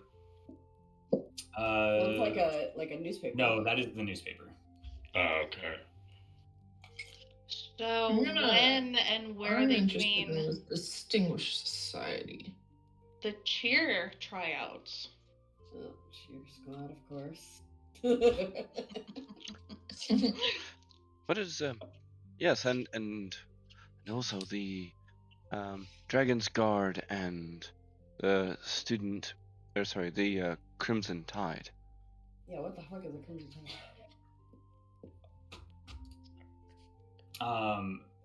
Yeah, so the Crimson Tide is actually a band on the campus. Like it's a. It sounds like freaking Alabama's marching band because they're like the Crimson. Roll Tide. It probably is similar. Yeah. Maybe that is the name of them. I don't know. But yeah, it's a local band. And then the Dragon Guards Society. You'll see. Yavanish will say, well, it's like a club that meets over in Lorehold. They kind of do stuff with like they work with like what do you call it? Nora? And she'll go metallurgy, and they like make armor and shit, and then they also like kind of delve back into like the past and stuff. They like kind of dig up history and archaeology, stuff like that. Amazing. Sign me up. Well, I cannot do that because I am not in that club. Where do I go to get that? Most of these tables are in the set up in the Archway Commons, and it'll point towards the building. You guys will see kind of like ahead of you through where all these little drones and stuff are set up. You'll see this large. It's like a large building, and there's kind of above it. You'll see these like stones sort of floating in a big arch. Not connected, but just sort of like floating well above it. And it's past this whole center campus park, and it's kind of where you can see, if you kind of look and glance down there, you can see like there's a lot of tables and a lot of other students set up there. Excellent. So, he'll say yeah, most of the extracurricular stuff's got tables set up there now if you want to go kind of introduce yourself, get a name in there. But yeah, I mean, again, you guys are welcome to kind of check out campus. I recommend doing that. Maktal, you got something for these guys, right, Urzy? And he, you see the gas kind of leak out from his mask again as he calls him Urzy. And he'll step forward, and he'll kind of give you guys just a coupon for some food and a drink at the Fire Jolt Cafe, which you're going to be looking on your map. It'll kind of show you how to get there, and a drink at the Bows Inn Tavern. And Urzy will look towards you, Saoirse, and say, I do hope you'll join us at the Horticulture Club. Sorry, it's called the Fire what Cafe? Fire Jolt.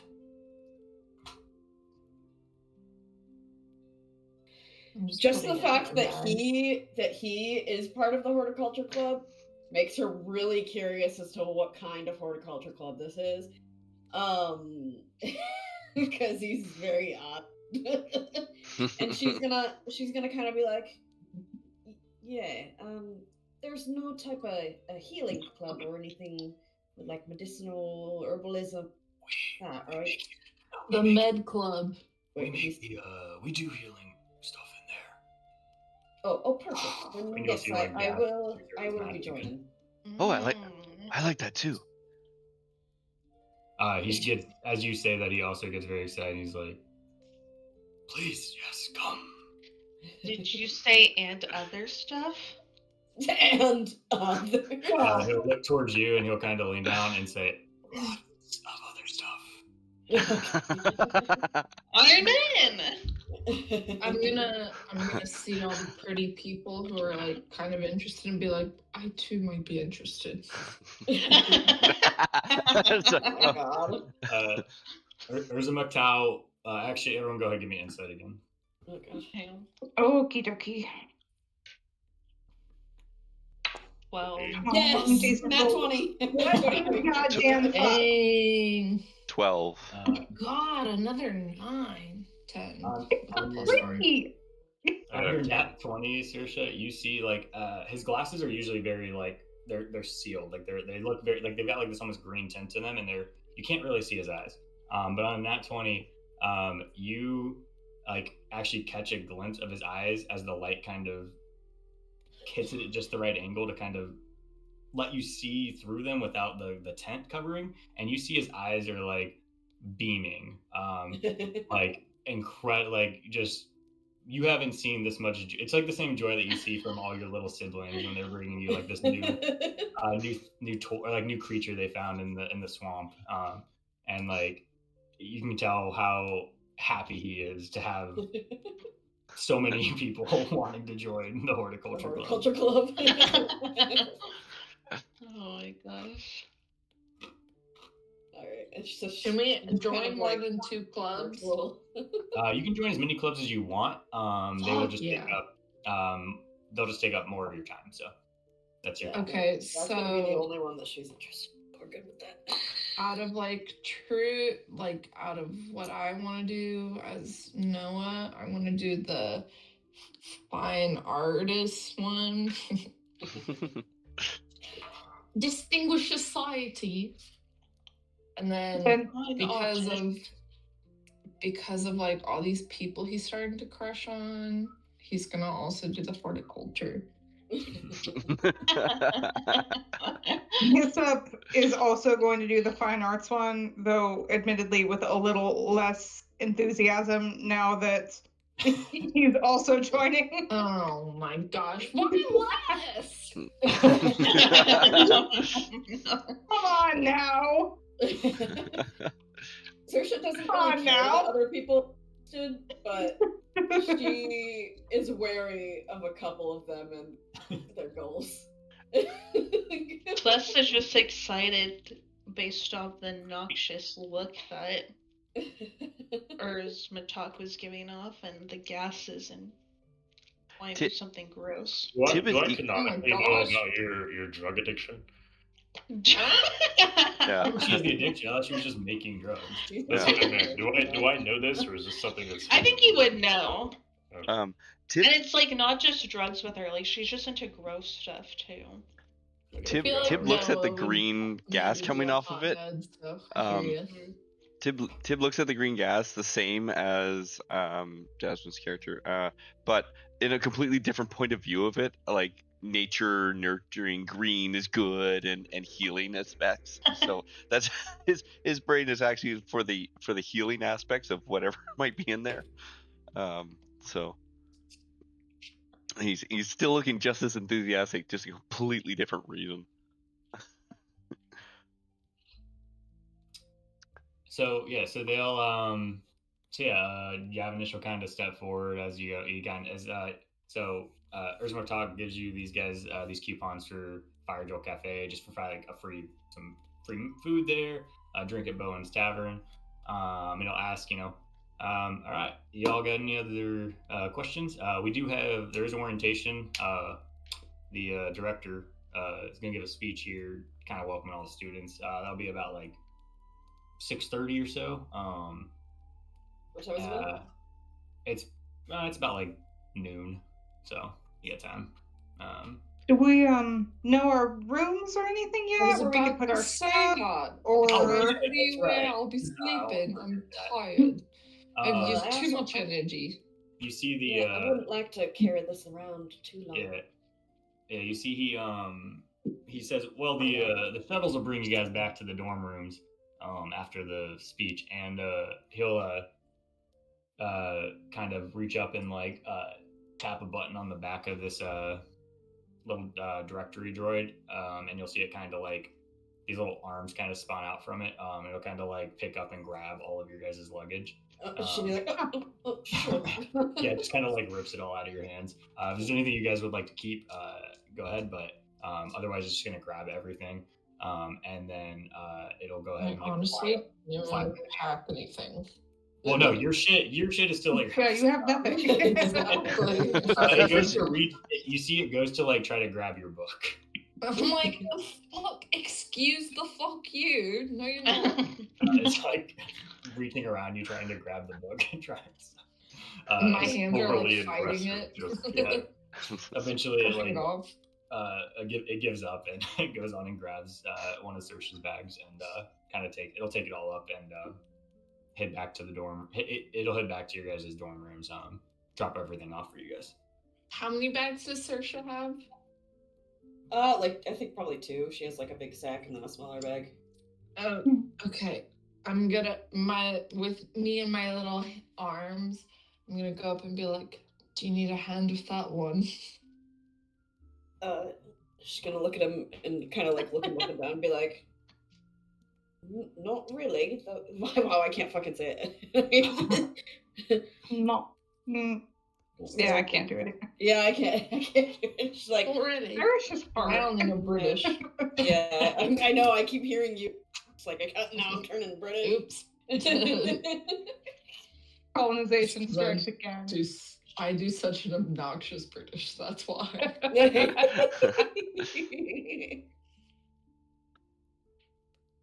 Thanks, thanks.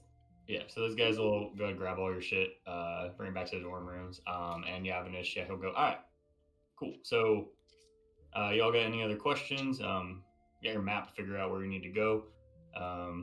We'll be kind of around. I'm sure you'll see us around campus, but if you got any questions, feel free to, I'm sorry, where can we see the map you said? There's not like a physical map. It's just you guys know how to get to it. Have it, yeah. There's a map in character. There's a map. You guys know how to get to these places. Cool. Tib will part her to the side, snap his finger, and bow. Thank you. If we have some free time, then I can go to the Dragon Guards now. Yeah, they're all meeting in the. He'll as you do the snapping, he kind of like looks again a little confused, and he'll say, "Yeah, no, they're again, yeah, all the extra again. They meet on Loreholds. You can't actually get to the great. They meet. I think it's at the Greater Forge. Can't really get there right now just because again, Loreholds off limits for just kind of orientation week. But the club has a table set up in the Archway Commons. Okay, so I can go there. Kind of where all the extracurricular guys are set up in there right now, just kind of giving out pamphlets and detail and stuff. And if y'all want to do Silk Ball and see if you can do a little better than Pax here, he'll kind of throw his arm around you. We got tryouts later this week, so for walk-ons. You know what? Maybe I will try. Maybe there's a jock in me somewhere. That's the spirit. I like you. Appreciate But it. it wouldn't be me. It would be my hands. Is that legal? What do you mean your hand? You got these. These. Use those. How do you think you play? You just saw us throw the ball, right? Right, and Yeah. like if I don't use my own personal hands but use these little guys, would it be okay? Oh no, magic is strictly illegal in that. You will get kicked off. Then never mind. If you can somehow look, I'm not supposed to say this, all right? But No. sometimes you can get away with a little if you do the magic just right and the ref don't see you. But No, but it's that wouldn't. legal as long as you're not caught. That wouldn't be an honorable fight, though. Hey, Oh, that's why I don't use it. But if it's good. honorable or not, whatever gets the ball. Can I roll insight on that he doesn't use it? yeah, go for it. That's my worst insight roll. I only got a 9. Never mind. She doesn't care. He only got a 4. He only got a 4, but he's not lying. He doesn't use it. Okay. Yeah. I was 2 seconds away from casting Daydream on him to try to score. A casual thing? Oh, come on. I know. That's why I was like, it's not worth it. Pride's on the line, though, man. Tibbs, just nod and say, well then, I'm gonna go check out the tables and everything. Really interested in these. Well, the herbalism, but I gotta go check out that dragon's guard. And he's gonna start wandering off. I'm really curious why I was sleeping. Where we're sleeping, as I said? Yeah, after he goes. Just wanted to reiterate. Where's your bed, you mean? You guys are all like, yeah, there's a... I got a journal. What happened today? Oh yeah, there'll be a dorm room and stuff. You guys are basically like what they were kind of explaining is your party will end up in like there's like dormitories where it's basically like there'll be 6 rooms plus a common area, kitchen, stuff like that. And that's where you. Do we know that we're each other's dorm mates, or just what class? Yeah. Nora or Mina, one of them was telling you that. I think. Oh, is that what the perception was earlier? No. Nora was explaining like what you guys are basically in a freshman adventuring party is what you called it. Yeah, so you guys are in a dorm room. You share that space. You guys will have like a joint. There will be a class for your intro class that you all take. Called it's like homeroom. Yeah, basically like a homeroom. It's called A for Enkith. It's basically like a magical physiology course. So then even more reason for us to all join a club together. Yeah. So you guys will be there no matter what. Tim's already left. Yeah, your dorm will be there. So yeah, where do you all want to go? So Tim wants to go is going to head over to the extracurricular area. Yeah. I would definitely sign up for the fine arts one. Yeah, we might as well. If we all want to sign up for club, we might as well go. I want to go up to Hyssop at some point. Doesn't have to be right now. I don't want to be annoying, but I want to be like, so you're into fine arts too, eh? Yes. I've been drawing and painting since I was young. That's marvelous. I have such a passion for art. What kind of art do you do? Drawing someday. I dabble in poetry. It's nothing crazy, but I just base my entire life around it. Wow, you must be pretty good then. No. Hyssop, give me deception, and Noah, give me insight. Let's see if I can roll with a damn today. Me too. 11. Can I hear the conversation? Can Celeste hear the conversation going on between them? unless they step aside, you guys are all still together. I don't know. It's up to you guys. Did you guys? I step feel like aside? Celeste is like such a gossip queen, so she's gotta know. Yeah, so on a 6 and an 11, yeah, I mean, Noah, you can tell his stuff is not vibing with the poetry. It's kind of falling dead. I'm gonna like get really defensive and be like, poetry's hot too. No, for sure. Celeste is gonna say really loudly to Noah, "Are you trying to flirt with her?" Oh my god. I'm gonna do what my day. mom did earlier today and pinch my nose and be like, I'm trying to find meaningful connections with the people who I'm about to spend the rest of my life with, rooming. Whoa! It Wow! was aggressive enough. Saoirse's gonna be like, oh, he's real good with words, huh? I'll walk up to Noah and like put my arm around his shoulder. Yeah. I'll walk to Noah, put my arm around his shoulder, and like, I'm sure your poetry's great, man. I know you're gonna do well. Like, I'm sure you're aiming for the. And Pax and really himself, he doesn't really remember the names of the schools, to be honest, or much about it. But the writing one, I'm sure you'll do so good there. I'm sure, and like. Guys, we'll help him out. We'll make sure he gets where he needs to be. You wouldn't be here otherwise, right? I'm gonna be kind of taken aback that you put your hand on my shoulder, and I'm gonna be like, I guess so.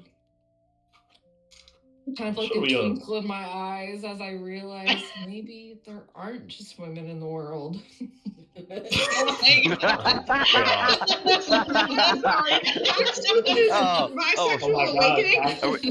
Are we starting a BL mag here? I don't know. Yeah.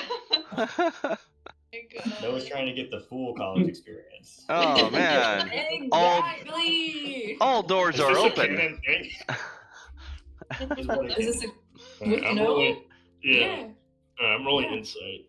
I was literally messaging Holly. I was like, he's gonna crush on you, and then I was like, honestly, he'll probably crush on everyone. I got a 4, so I'm just chilling. He's just oblivious. Yeah, it's friendly. You think Noah's jock brain. You just think Noah's like a super chill guy, and like he's like super chill, goes anyway, and that's how he is. Bro writes poetry, sick. Nice. I'll take my arm off of him and I'll kind of give him some pats on the back. Kind of go in like the middle of everybody and be like, yeah, I'm sure. Like we all got reasons we're here. He's a great poet, and Celestia, she's a smart one, always smarter than me. I know. I'm sure you two, and he'll point at names Hyssop and Saoirse. Yep, there you go. I was waiting for you to say that one. I was trying to find the parentheses again to find it, so I don't ever look at her actual name, just listen to it. And Saoirse. So Hyssop and Saoirse, I'm like, you all seem very skilled in whatever you're doing. We're all here to do what we need to do. And he'll turn around and also kind of put his hand on Tibb's shoulders, like. He spins around. He's like, because he was already like turning to walk. Tim is probably like 20 feet away from me at this point. But. Okay, I didn't know Tim had walked away. Never mind. He's really like he can hear what's going on in the background. Oh, and you're going to the club. You're still within earshot. You can hear everything. Yeah, I can hear stuff going on. He just points him like, he's got a lot of passion. Like you could tell, he's already ready for his first day. I'm sure. Yeah. It's nice to meet you all, and this is, I know, poor phrasing from our friend Noah here. It's not really the rest of our life, but this is. We even tell each other our names. I don't think so. I don't think so. No, we never did. We never do. They did just like kind of roll. Maybe they're all in that name tag board. Hang on. The campus the directory board had a picture next to each name. Yeah. Okay, I was gonna say I'm elementary and my journal has my name on the front so everyone sees it. Yeah. That awkward thing, like wait till someone says their name so that way you don't have to ask for what their name is. Did the directory board have my full name or just Tib Dawnbreaker? It would have had whatever you applied to Strix Haven with. Then it would have been my full name. Mm-hmm. Okay, so yeah, it would have had your full name on which No one knows how to say my name. So I'd be like, yeah, we got Hyssop, she's good at this, and say RRC, she's Hey, but I'm good with words, so maybe I've learned how to pronounce it. Zandril Zurich. He'll just say Tyrion Istersha. Dawnbreaker. There was actually a list. apologies. I'm sorry. It's never seen them. Where are you from exactly? Yeah, what's the city you guys are from? I actually canonically might know how to pronounce that because if it's really close to where Jasmine and I are, Oh yeah, you did say it was.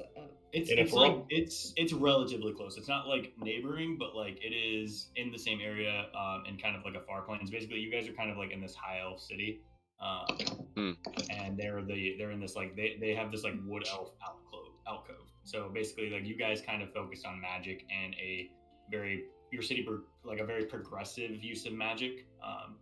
was my So dad a kind of like- racist? No, he's not a racist. He has no issue with elves. He's married to an elf. I he mean, just I guess so. Like, I guess no, he's He- not an elf, so he wouldn't. He's a he human. he's very scared and hesitant about magic. Your city basically is like very progressive with magic. There's a lot of like large buildings, and they use the magic to kind of like technologically kind of advance themselves. Whereas Sersha's village is basically focused on using nature magic, and kind of drawing that energy from the earth itself, and kind of bonding with it, versus you guys almost kind of like separated yourself from nature in a way. If that makes It is sense. a large city. Okay. We'll go with Mosden. That's fine. Mosden. As a point for why Tib is like buggering off so much, he still feels that like the eyes of his dad were on him like, I don't know, a couple hours ago and stuff like that. He feels he's got to hit the ground running and stuff. It was yesterday, yeah. This is the next day, but yeah.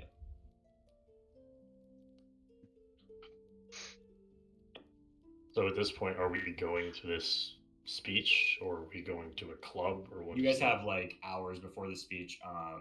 So yeah, I mean, as far as you guys know, there's basically this Archway Commons where you have basically all these extracurricular tables set up. There's the Bowen's Tavern, where the guy offered you.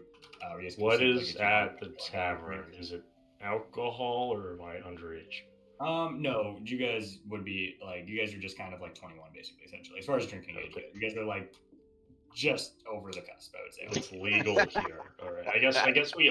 Well, Legal yeah, 'cause everywhere I'm but the 19, United apparently. States. Yeah, I get that, but like, yeah, canonically, I like, mean, yeah, we are in a Maybe different we are. plane. Okay. So, and then The People Bartender- at Strix Haven can drink. There you The go. bartender pulls out a then, list of different appropriate the- ages for each like race. yeah. And then and then the Fire Jolt Cafe has that's more. It has like coffees. It has like food, stuff like that, snacks, stuff like that. It's like a coffee. It's like a nice coffee shop. There is also on your map, you'll see there there every is a morning. building. There's a large building called the Biblioplex. This is sort of it's like the main library of the campus. There's some other stuff in there, but like that's kind of its main thing, is like it is this large, and you can see it. It's past the Archway Commons. It is this huge, white, pristine building, with like, probably it's like several stories high. Probably one of the taller buildings. It is the tallest building on the center campus. The other colleges have bigger buildings, but this is the biggest one in the central campus. So yeah, that would be kind of, as far as the central campus, but that's kind of the main areas to go. And then you guys know that at the back of the Archway Commons towards that biblioplex, that is where the director's speech will take place. But that'll be pretty late in the evening. Mm-hmm. So yeah, Tib is beelining towards the Archway Commons. What are the rest of you doing? I'll follow. Celestia I'll is be also like, going there. yeah. Yeah, I suppose we're all we can headed that follow. way. I was gonna go to the bar, the food, but if everybody's going that Well, way, you can do that.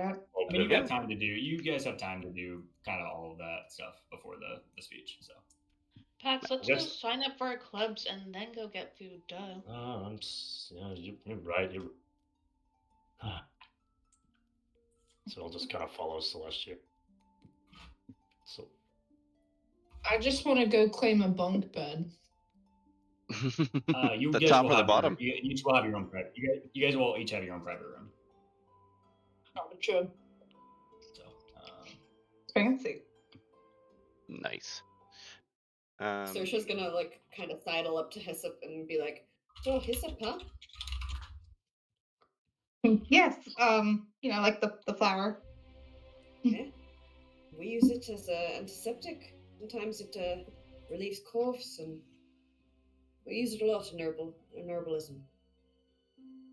My mother does a lot of gardening, so she picked a flower for my name. I'm not mad at it. I quite like those flowers, but Oh yes, they're beautiful, and they're purple, just like you. It's a great, exactly. great choice. because I like this, the flower your mother gave you will be one. Oh, okay. Yeah. She'll be like, actually, and she'll like kind of like pull it out from like the vine that she has it around her neck. She's gonna be like, my mother actually gave me this recently. It's actually the same flower. Oh, it's not a coincidence. That's fun. Yeah, meant to be, I suppose. That you're in the group. So yeah, you guys will head off towards these Archway Commons. So as you guys get there, you see that it's crowded with students. There are probably around like 100 students, and then there's these upperclassmen looking. They look a little older around the tables, kind of like handing out pamphlets and stuff like that. You guys will see like there's like music playing and like kind of like it's like that orientation ceremony thing of like there's banners all over for the different schools. There's some professors walking around too, kind of keeping an eye on it, like just giving guidance if students get have questions or anything, making sure everything's good. I think from there I'm gonna cut it right before you guys get here and start diving into this stuff. Because we're at 11. I think this is a good spot. So we'll come back. You guys will get to dive into these different extracurriculars. Yay! Okay. Awesome Can I get first session. Can I get a list of those NPC names? that we Yeah. thought Yeah. of? Thank you. Let me do this actually. At any And point then in also, time, I didn't